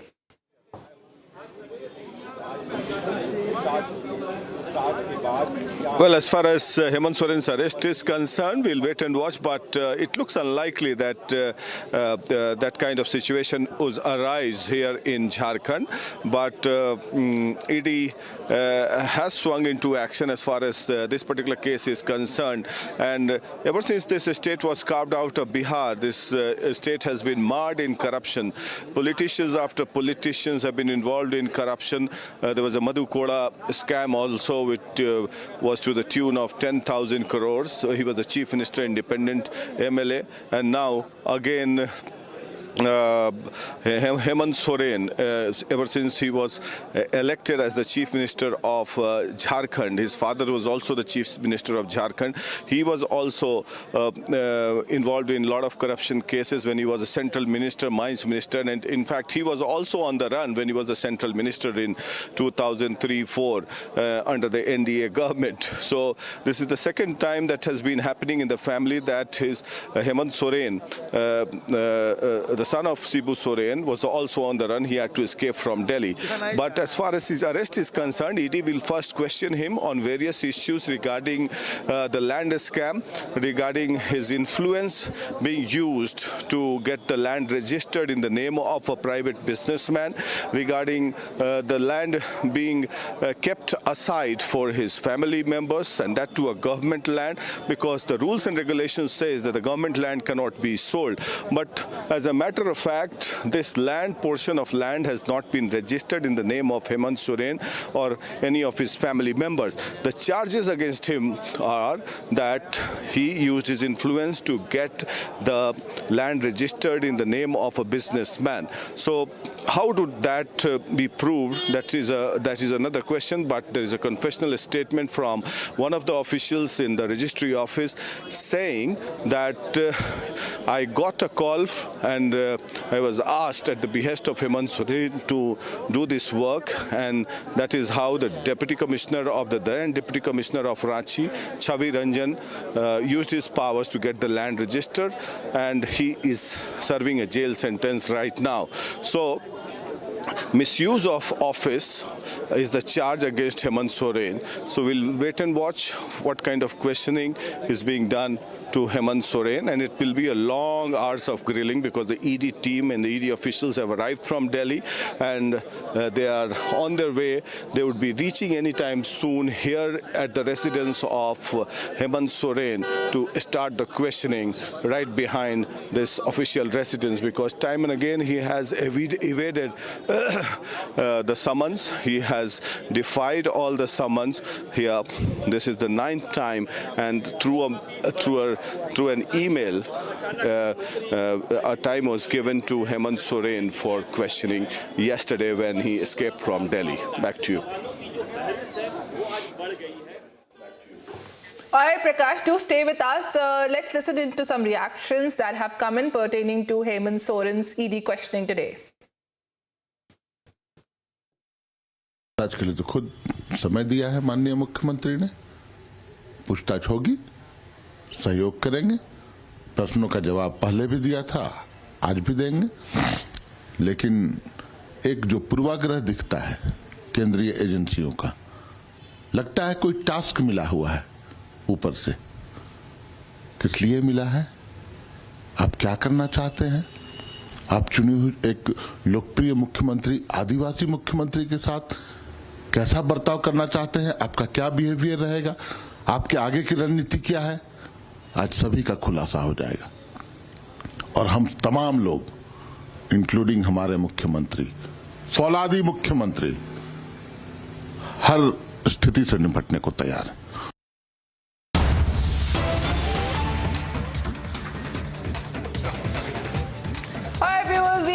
Story coming in at the hour. Chandigarh AAP and Congress hold protest over Chandigarh mayor election. Now, both the parties have been alleging that the elections were rigged. In fact, BJP's candidate has won the election. AAP and Congress were making tall claims that mayor election will be won by them. In fact, they had already decided who will be the mayor, who will be the deputy, according to parties' majority in the state. Now, as BJP's Mr. Sonkar has won the mayoral polls, as we can see in the visuals, AAP and Congress are conducting this protest in Chandigarh.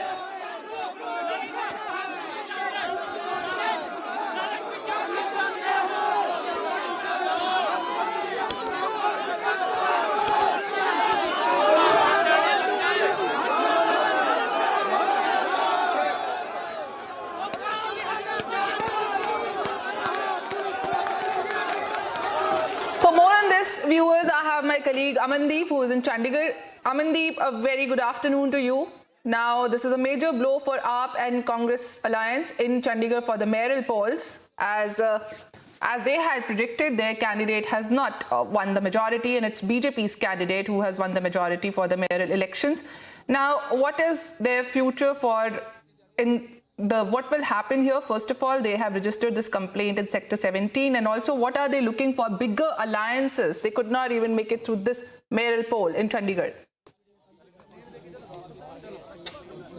Well, absolutely, right. Just the present situation is of India Alliance have just stepped in to Sector 17 police station to file the complaints against presiding officer. So here I can show you that after holding the protest outside the police station and raising the slogan, so now all 20 councillors of India Alliance, along with the former Union Minister of Congress Party Pawan Kumar Bansal, along with the chiefs of their own parties, Congress as well as AAP, they have all moved in to file the complaint against the presiding officer with the demand to register the sedition case against him, as he has fraudulently made the 8 ballot papers invalid. And meanwhile, I would like to show you that simultaneously the protest is happening outside the police station as well. And from here I can show you that there is a heavy police deployment along with the paramilitary forces. The barricades have been put in place, and beyond that, the supporters of Aam Aadmi Party as well as Congress are sitting there and staging the protest against the BJP, against the presiding officer, and demanding to reschedule the elections, with the demand to register the case against presiding officer and to reschedule the elections. So all 20 councillors at both the parties, and in fact they are demanding that the election should be rescheduled. And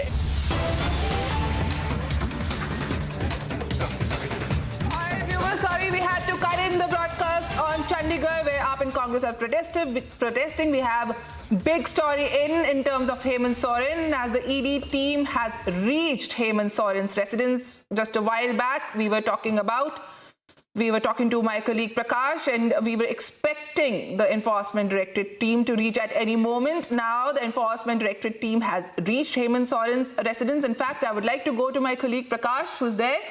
Prakash, the team has reached over there. In fact, I really wanted to talk about the security arrangements over there, considering that Hemant Soren has skipped 9 times the summon of Enforcement Directorate. What could be the implication of this tightened security over there? Why so much security?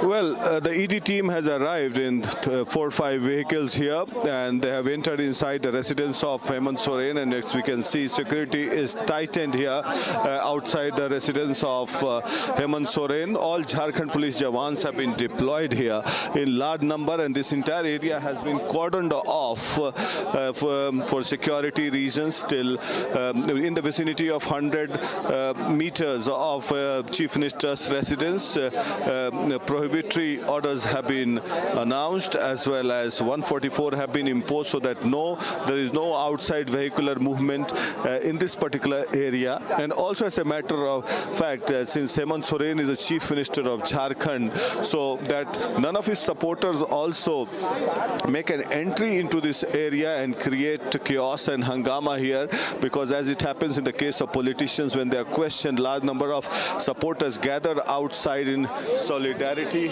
and support. So yesterday when we saw that Tejasvi Yadav was being questioned, a similar kind of situation had arisen when supporters had gathered there in large number. Supporters had gathered there in large number to protest and show solidarity to Tejasvi Yadav. So in order to avoid this scenario here, the entire area has been cordoned off, and 144 section 144 have been imposed here. Now this questioning will begin in some time, since all the ED officials have entered inside Hemant Soren's official residence, and it will be a long drawn questioning, because this is the second time that Hemant Soren would be questioned in the land scam, and pertaining to his involvement, misuse of office, if at all any, and also a direct or indirect benefit. That would be the question that it would be posed before Hemant Soren, because it pertains to the selling of a government land which is illegal, and that government land was sold to